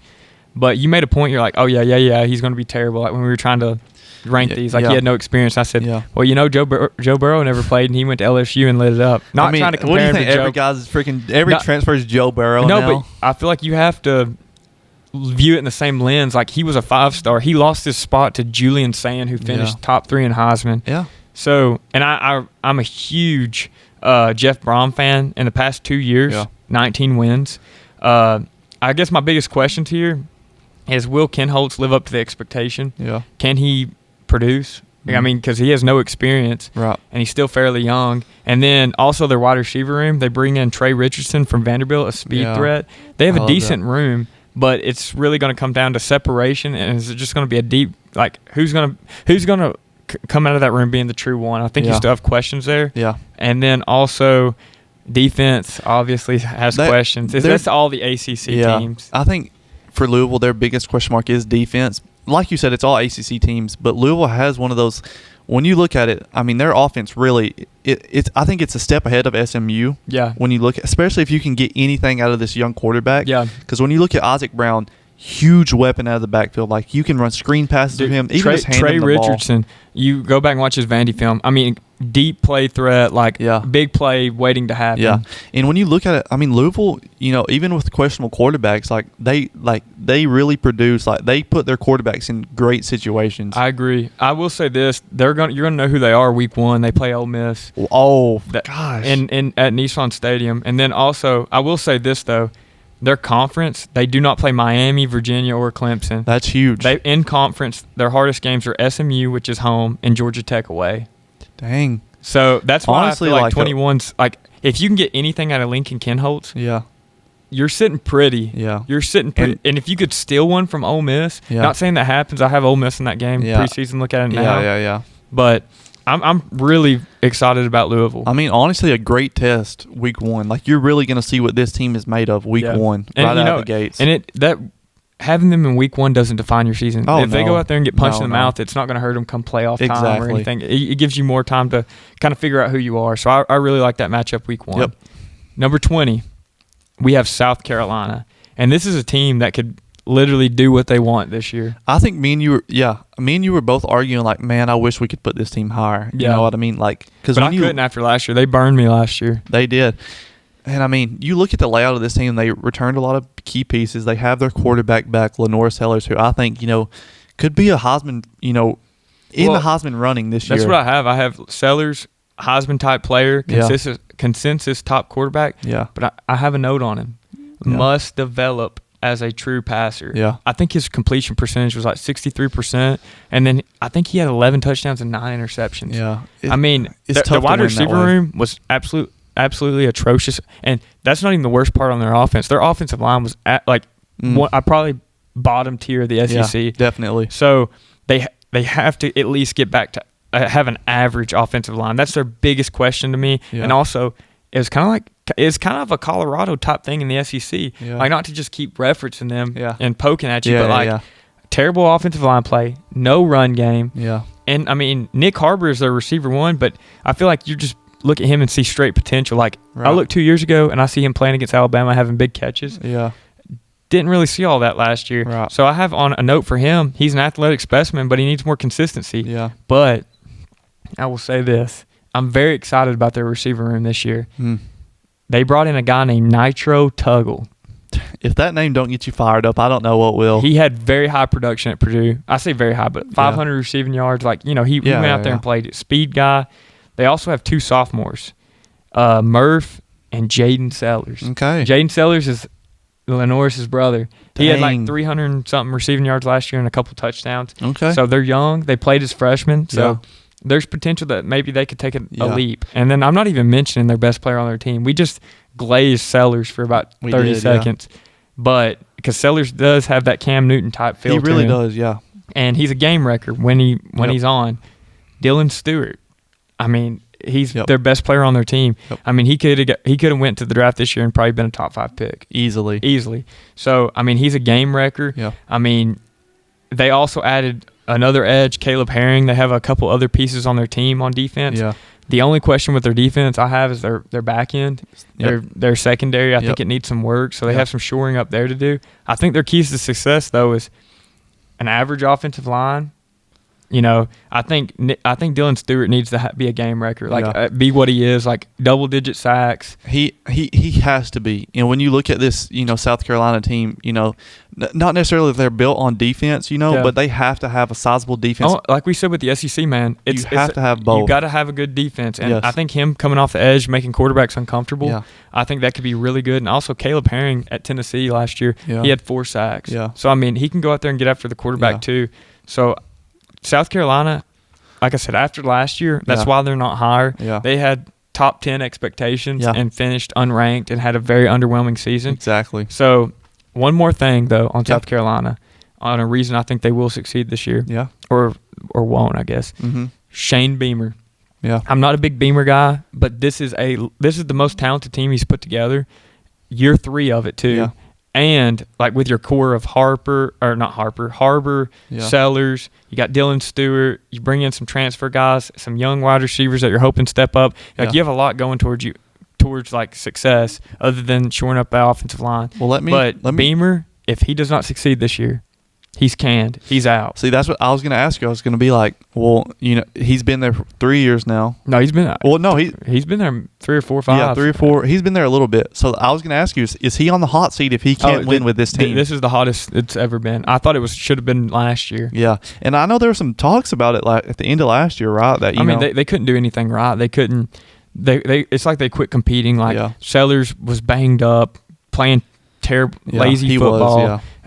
Stewart wasn't really having an impact. Yep. I mean, bad turnovers. They couldn't run the ball. Offensive line was literally letting everybody in. But when you look at it, it's so hard to put this team any lower with the potential. Like you see the returning stars in the production. Me and JP both, and you were in agreement too. We're like, they're 20s. Yeah. But we'll go to the next team, and this is kind of me pushing for one right here. You are. And I feel like we might be a little high on them, but number 19, we have Washington. Mm-hmm. And I'll tell you my main reason why. Damon Williams, quarterback. Last year, I mean, he is a gamer. 25 touchdowns, 8 picks, 3,100 yards, 70% completion percentage, 600 yards on the ground, and 6 touchdowns. See, honestly. And Miami was going after him. Yeah. And I wasn't a huge Washington follower last year, you know what I mean? So when you throw these stats out there, these are like big numbers, like big player stats, you know what I mean? They're solid, and I think you needed times of by 1.5 because of the conference he was in. Yeah. He's playing, I mean, they were kind of not really the most talented team last year, and they were competing with they're playing Michigan, Ohio State, all the Indiana. Exactly. Like they're in a very, very tough conference. So, I think they're good, but it's just going to be how well they stack up against these other teams. Agreed. They have a receiver. His name's Roebuck. Mm-hmm. He has wide receiver 1 capabilities. Yep. I think if he can take the next step, you could see 3,100 yards turn into 3,800 yards, and 25 touchdowns turn into 30 touchdowns. They have a solid and experienced offensive line. I was reading on them. Yeah. Very, very experienced group, and that's what you need when you have a quarterback like this. Yeah. And also, Jed Fish.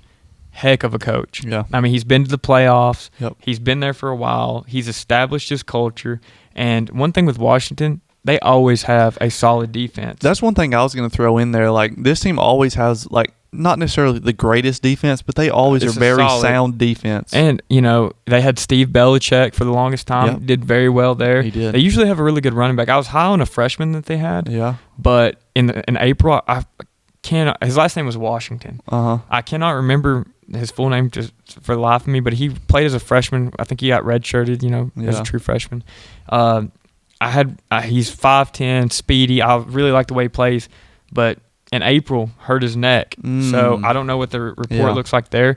But I will say this, just to backpack off the defense, highly coveted defensive coordinator Ryan Walters returns. Yeah. That's a guy Tennessee was going after. Really? Mm-hmm. So, I mean, Washington, like I said, they have to have a lot of guys step up. They lost Jonah Williams to the draft, running back, high production. Yep. So they're going to have a running back step up. Roebuck's going to have to step up and turn into a wide receiver one. Yeah. It's kind of like a SMU kind of team. You're really relying on your quarterback, except you have a more solid defense. Yeah, and this is one of the conferences you have to have defensive play. Like when we're talking about the ACC, it's like whatever on the defense. You know what I mean? Like if you have a good defense, you're first. Yeah. But this is one of the conferences you have to have a stout defense. Like this is one of the conferences like you have to have a better defense than offense, really. Oh yeah, no, without a doubt. I mean, I'm definitely excited to watch Damon Williams. I think he's for sure a top 10 quarterback in the country. Yeah, and it's Washington will go as far as he can. Yeah, and I love this as like a little dark horse team. Yeah, that's kind of me putting my roots down. Yeah, I love that though. At Washington. But anyways, on to the next. 18, Penn State. Yeah, I love this at 18. Like, this is one of the more higher teams that I'm on. Because, like I was saying, I'm a big Big 12 watcher. I love the SEC, ACC, Big 10, everything. But, my roots are Big 12, just Colorado-based, and, I love the conference play. But when you look at this Penn State team, it's honestly kind of one of those copy and pasted rosters from the Iowa State team. You look at, they get the head coach, they get the Rocco Becht, and they both, they performed well in the Big 12. Like, they had a down year last year.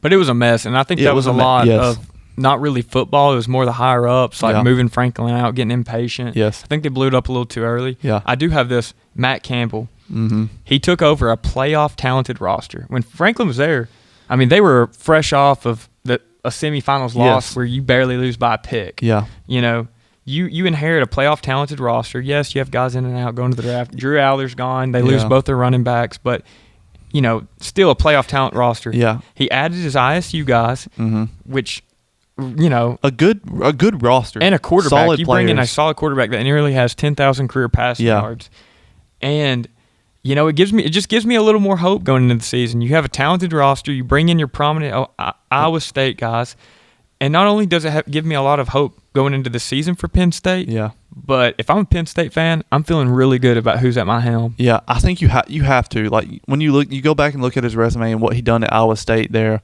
like, he done great. You know what I mean? And he's honestly one of the more higher touted coaches, Penn State was going after a lot of different coaches. We saw that, you know what I mean? And there were a lot of different schools going after coaches. And this was one guy I loved. And I loved his culture tone and the way he said Iowa State. You know what I mean? Like, when you look at him just walking around the sidelines with that build bent out like this, super tight down, like got that big chew in, Dude, what I mean? I'm rooting for him. I definitely am. Yeah. I have, obviously we've harped on Rocco Becht. Having a proven gunslinger year one that you're familiar with is huge. Also, this is kind of my underrated note on them. Okay.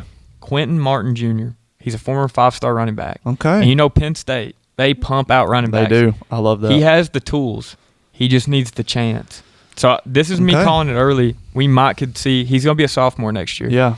I'm hoping to see something out of him. And some questions I have with them is the offensive line. Okay. I feel decent about their defense, though. Yeah. So I think Quentin Martin will be as good as their offensive line, but he definitely has the talent and the tools. Yeah. I'm not really fully aware of their wide receiver room, what it looks like. Yeah. I know it was noted that they have a deep tight end room, not as far as production goes, but that blocking and being an over-the-middle type threat. Because it's one of those things, Penn State usually always has a good tight end. Oh, yeah. And same goes for Iowa State. They usually have a good tight end. Now you kind of pair best of both worlds. So I think they'll be set in that tight end room. I'm really excited about Penn State. And like I said, I don't think Rome's going to be built in a day or a year with this, but I think they can stay in the rankings this year and compete with these bigger teams. I think they have a chance. And it's a little bit more stability. I know you had James Franklin for a long time, but every year I feel like he had to look over his shoulder. Yep. Now with Matt Campbell, you give him a couple years, let him, bring his culture to Penn State. I think it'll be such a good fit. I agree. Anyways, 17, Utah.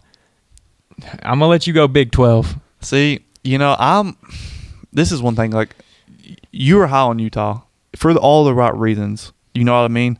And I saw the way Utah played last year, and I'm not the biggest Devin Dampier guy, like, don't get me wrong, like he's a star-studded quarterback. You know what I mean? And obviously, another big reason for me is why I'm lower on them is because they lost their coach, a dang good coach, in Kyle Whittingham. But Devin Dampier, like a lot of guys, and even you mentioned this, last night. A lot of big time analysis were like, this guy's Heisman potential for Utah. Yeah, we early in the season, that's what it was. Like, he has the intangibles, but it's one of those things like, I just don't believe. Like, I love his play. I like his play style. I'm not in love with it. I think he needs to be better in the passing game. I'll drop you some stats. He's a stud. 24 touchdowns, only 5 interceptions, 835 yards on the ground, 10 touchdowns, 34 touchdowns of production.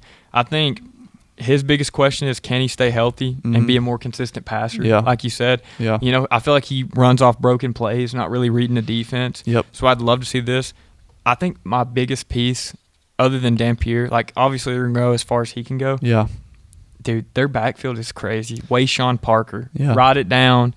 I'm calling it early. He's due for a big year. He had 981 rushing yards last year with 6 touchdowns. Also in the passing game, he added 3 touchdowns. So he's that receiving threat out of a backfield too. Mm-hmm. I really love him. They really need a wide receiver to step up. They lost a lot of production. Yeah. I think they lost their top 3 or 4 receivers. And they're going to be relying heavily on transfers. So the chemistry between Dampier, who's already not like a very precision-based passer, so building that rapport, between the receivers, I think there could be question marks there. Exactly. But I'll say this. They promoted from within. They hired Morgan Scaley. He's been their defense coordinator for years. He's known to be a great defensive mind, and he was handpicked for this spot. Yeah. So I expect them not to really miss a beat. Have a similar culture, but with his own twist on it, and it's going to give him more of a new life under a new man under the helm. And I think this is the right decision. Is promoting with. I love when teams promote with. Well, especially when you've had Whittingham that's been there like 15, a long 20 time. Years. I think it's a easy transition. Yeah, and you're still getting somebody who. I think Whittingham even picked him. Yeah, and this is one of the reasons like I'm okay with him being at 17 is because they promoted within. You see Whittingham leave, but you see what you're getting in a defensive coordinator. Like we said, Utah, what are they known for? Gritty defense. A gritty team and a gritty defense, and they're going to be well coached. And I feel like 17 is a very safe. I think it's very fair. And like you were saying, this team really is going to go as far as Dampier can take them. And the Big 12 is not the strongest division. Exactly. So, I mean, I feel like it's more top-heavy with your BYU, Texas Tech, and Utah sitting right there at 3. Agree. And they had a stellar season last year at 11-2. Yeah. Even with Dampier not, like you were saying. And he got hurt. He got hurt. You know what I mean? He had to play hurt. So, a healthy year with him. I'm very intrigued to see what it looks like. And another year in the same system. Yep. He was a brand new transfer from quarterback. New Mexico. Yeah. Or New Mexico. New Mexico, yeah. So I'm excited to see how he plays out, and I hope he has a healthy season. But just the way I think, like the way he plays and running, it's different than the NFL. Like I said, I think it's going to – I mean, I know Wayshawn was there last year, but you saw they actually got to see what he did. Yeah. I think it's going to be an uptick in production for him and maybe can take off. He's still going to rely on his legs because, like I said, he's not a precision pocket passer. Exactly. But I'm very excited for him. But anyways, I hope it plays out well. Our last team for this week, we're finishing at 16, is Michigan. I feel like this could be a team that could go higher. Lower. Like, they hire Kyle Whittingham from Utah. Yep. He's a heck of a coach, and he's going to establish a much-needed culture. He is. Like, a much-needed. And I think this is something Michigan needs. Yeah. A head coach like this who's been in the game a long time and is not going to do, I guess we can call it scandals, as we've had in the Michigan head coaching system. Like, he's going to come in here, set the tone. And he's very black or white. Yes, you know what you're getting from him. Like you were saying, he's very black and white. He's one of those old-style coaches, and I think it's a really good hire for him. I do too, and I have high hopes in this Michigan team. Like, personally, like I'm not a Michigan fan by any means, but I think this Michigan team can make some noise. We're getting year 2 out of Bryce Underwood, who had a great season in my opinion. Obviously he had his, highs and lows last year, but he was a true freshman last year playing in the Big Ten, one of the toughest conferences in my opinion. Like, it's literally SEC and Big Ten for me. Yeah. So I love what this team can do, but I know you have some stats on this team. I have some notes. Year 2, Bryce Underwood. He's highly talented. The talent is not the question. He needs to improve his processing speed.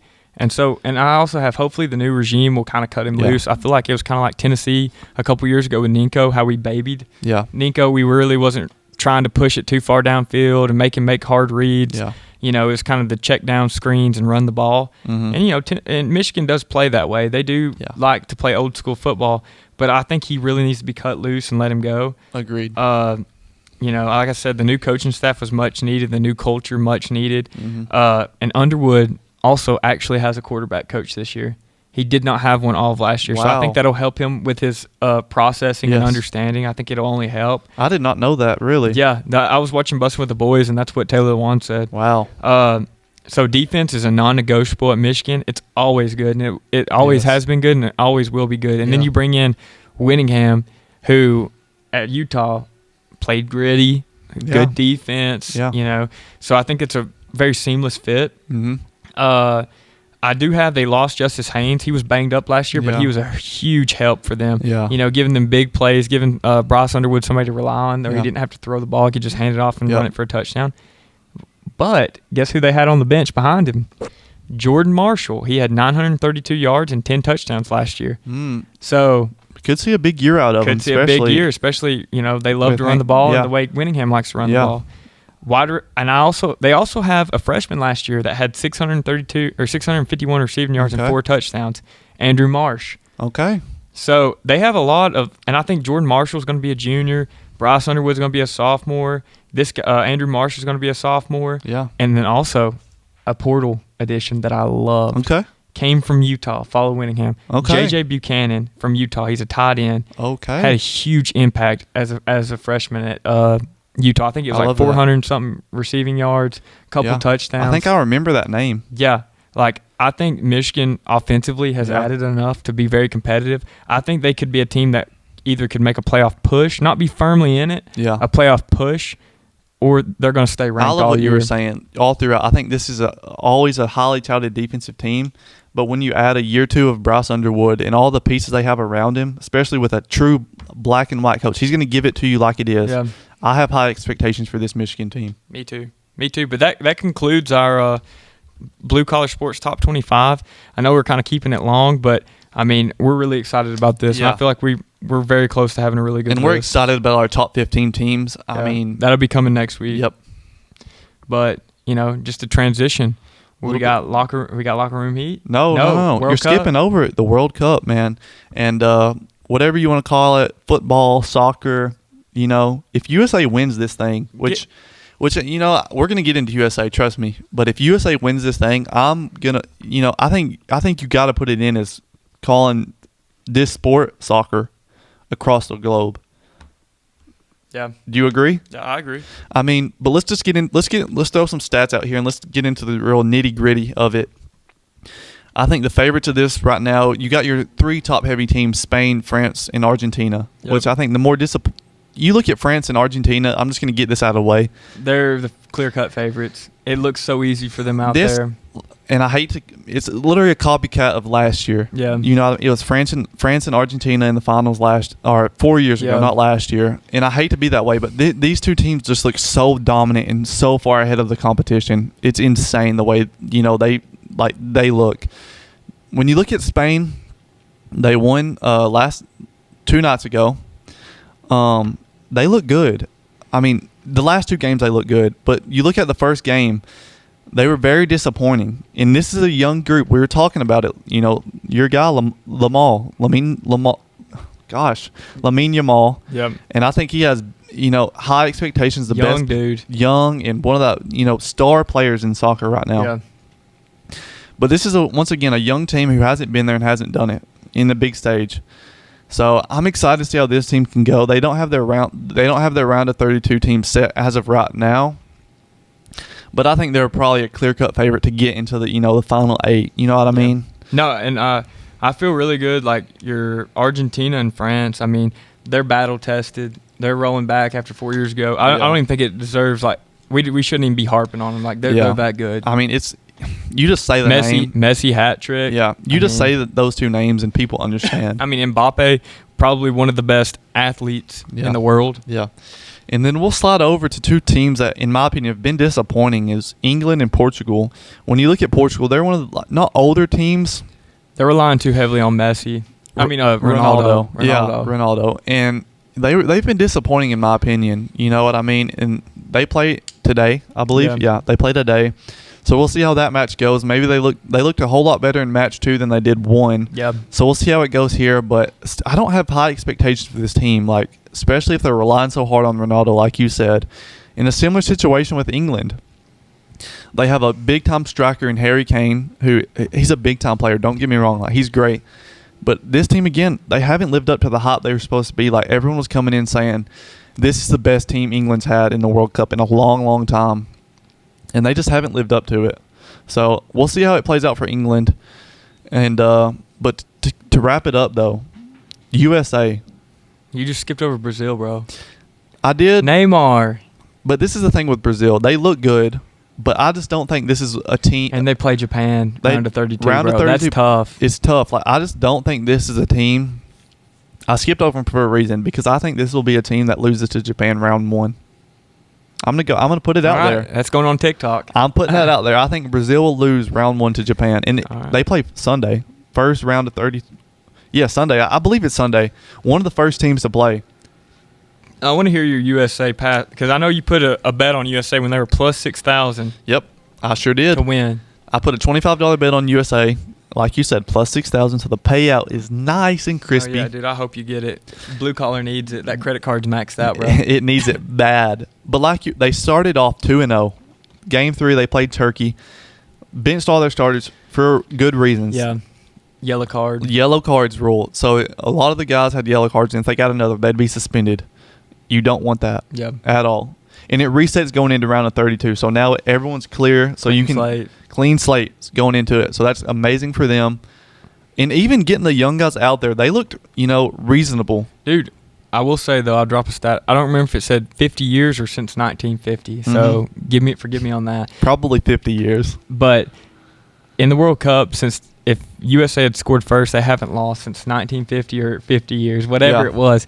And we scored fairly quickly. It was like we scored within 3 minutes. Yeah, and then they answered right back. Then they scored again. Yeah. And we're down 2-1. We're fighting. We're scrapping. The young guys are out there playing. We get a goal called back. Yes, offsides. Offsides. Sucked. Yep. Shot, literally stabbed me in the heart. And then we score again, tied up, and then we lose in the 98th minute. Last second shot. Yeah. It's disappointing, but when you look at it, win or lose, that game didn't affect how this team was going to play out. No. You know what I mean? I mean, we've scored over 4 goals in every game except And I think this game was a purpose game of getting some of the young guys that haven't played some experience out there and getting Christian Pulisic out there. He played I think 35 minutes.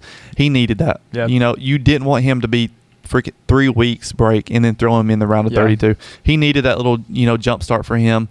But I'm high on USA, man. This team has looked and they have Bosnia? They got Bosnia round of 32. I mean, I might be looking at this as a red, white, and blue type of view. But they have, to me, have looked like one of the better teams in the games, in my opinion.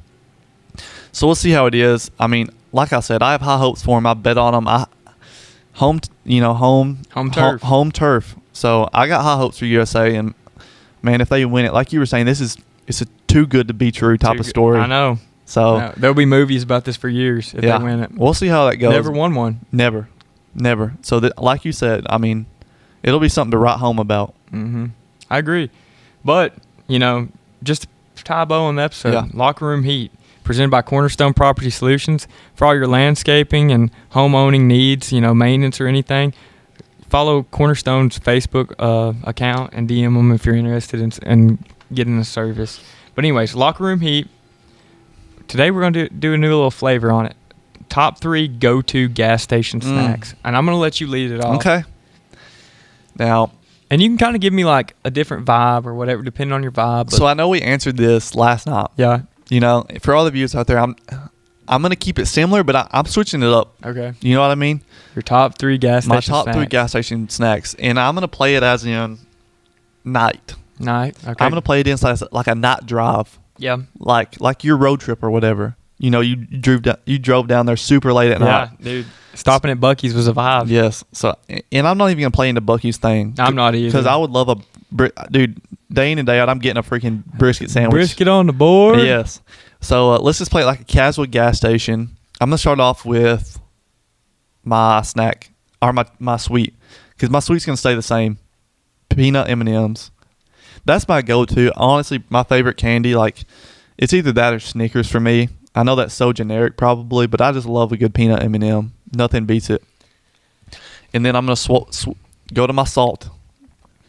And I'm going to stick with my salt. I'm switching the drink, though. My salty is going to be the traditional Chex Mix.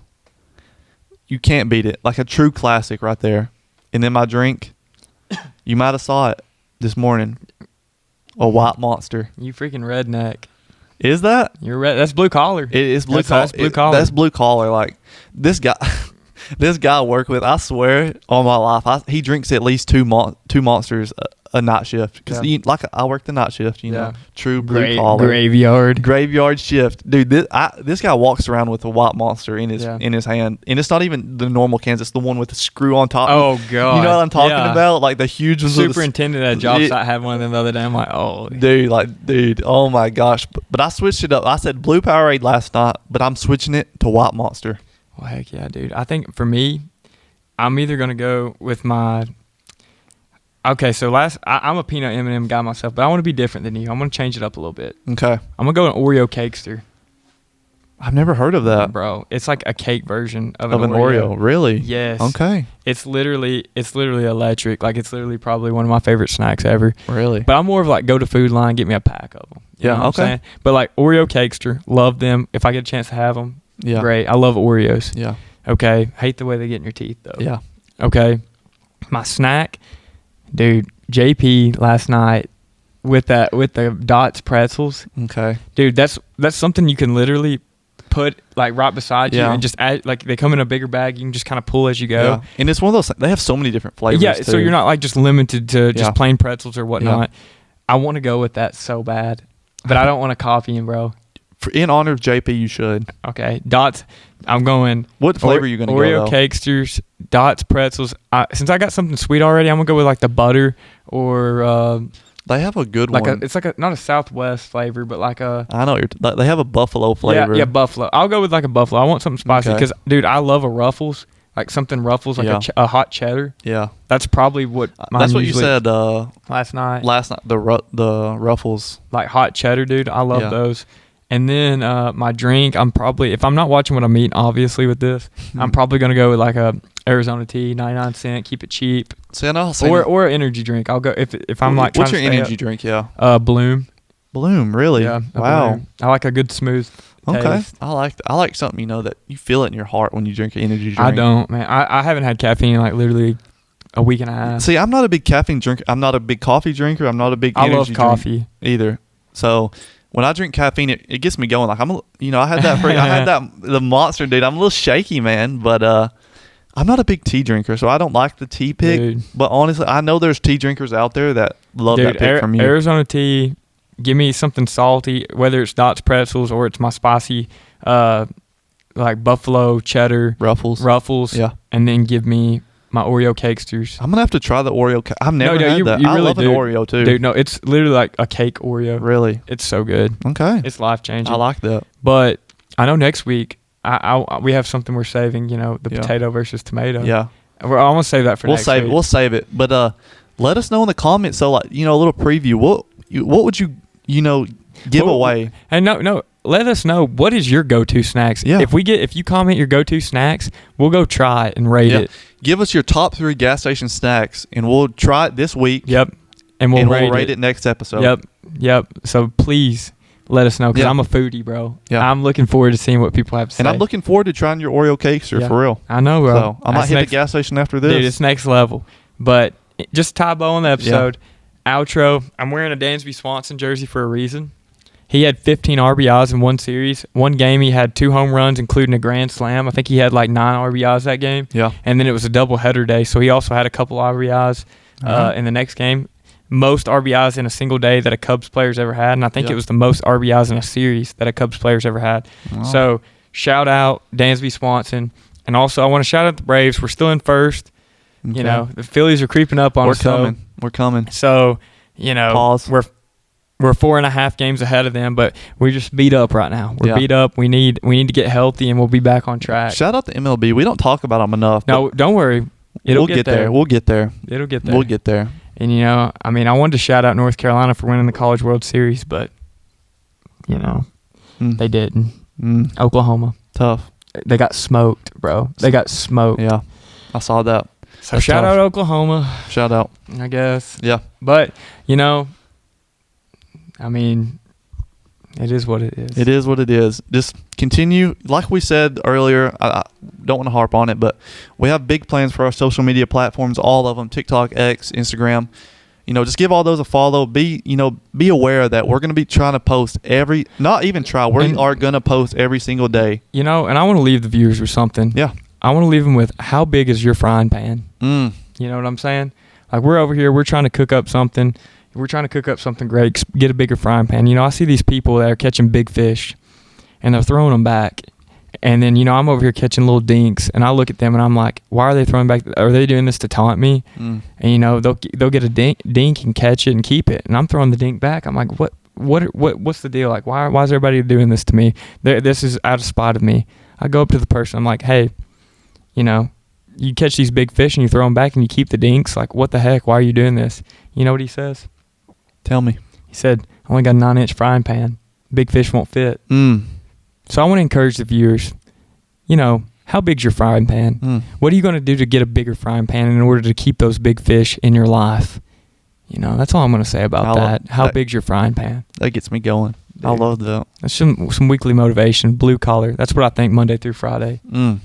Man, that's the way to end it right there. That's the way to end it. All right, well, be a friend, tell a friend, show a friend. Like, subscribe. Make sure you're keeping up with us. We got a lot of good and fun stuff coming. Yep. Make sure you comment your favorite go-to gas station order, and we'll give it a try. All right. Thank you, guys. Until next time.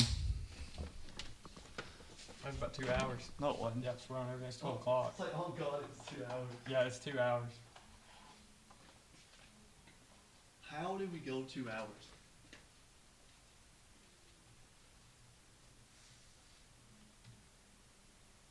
Go ahead and send it to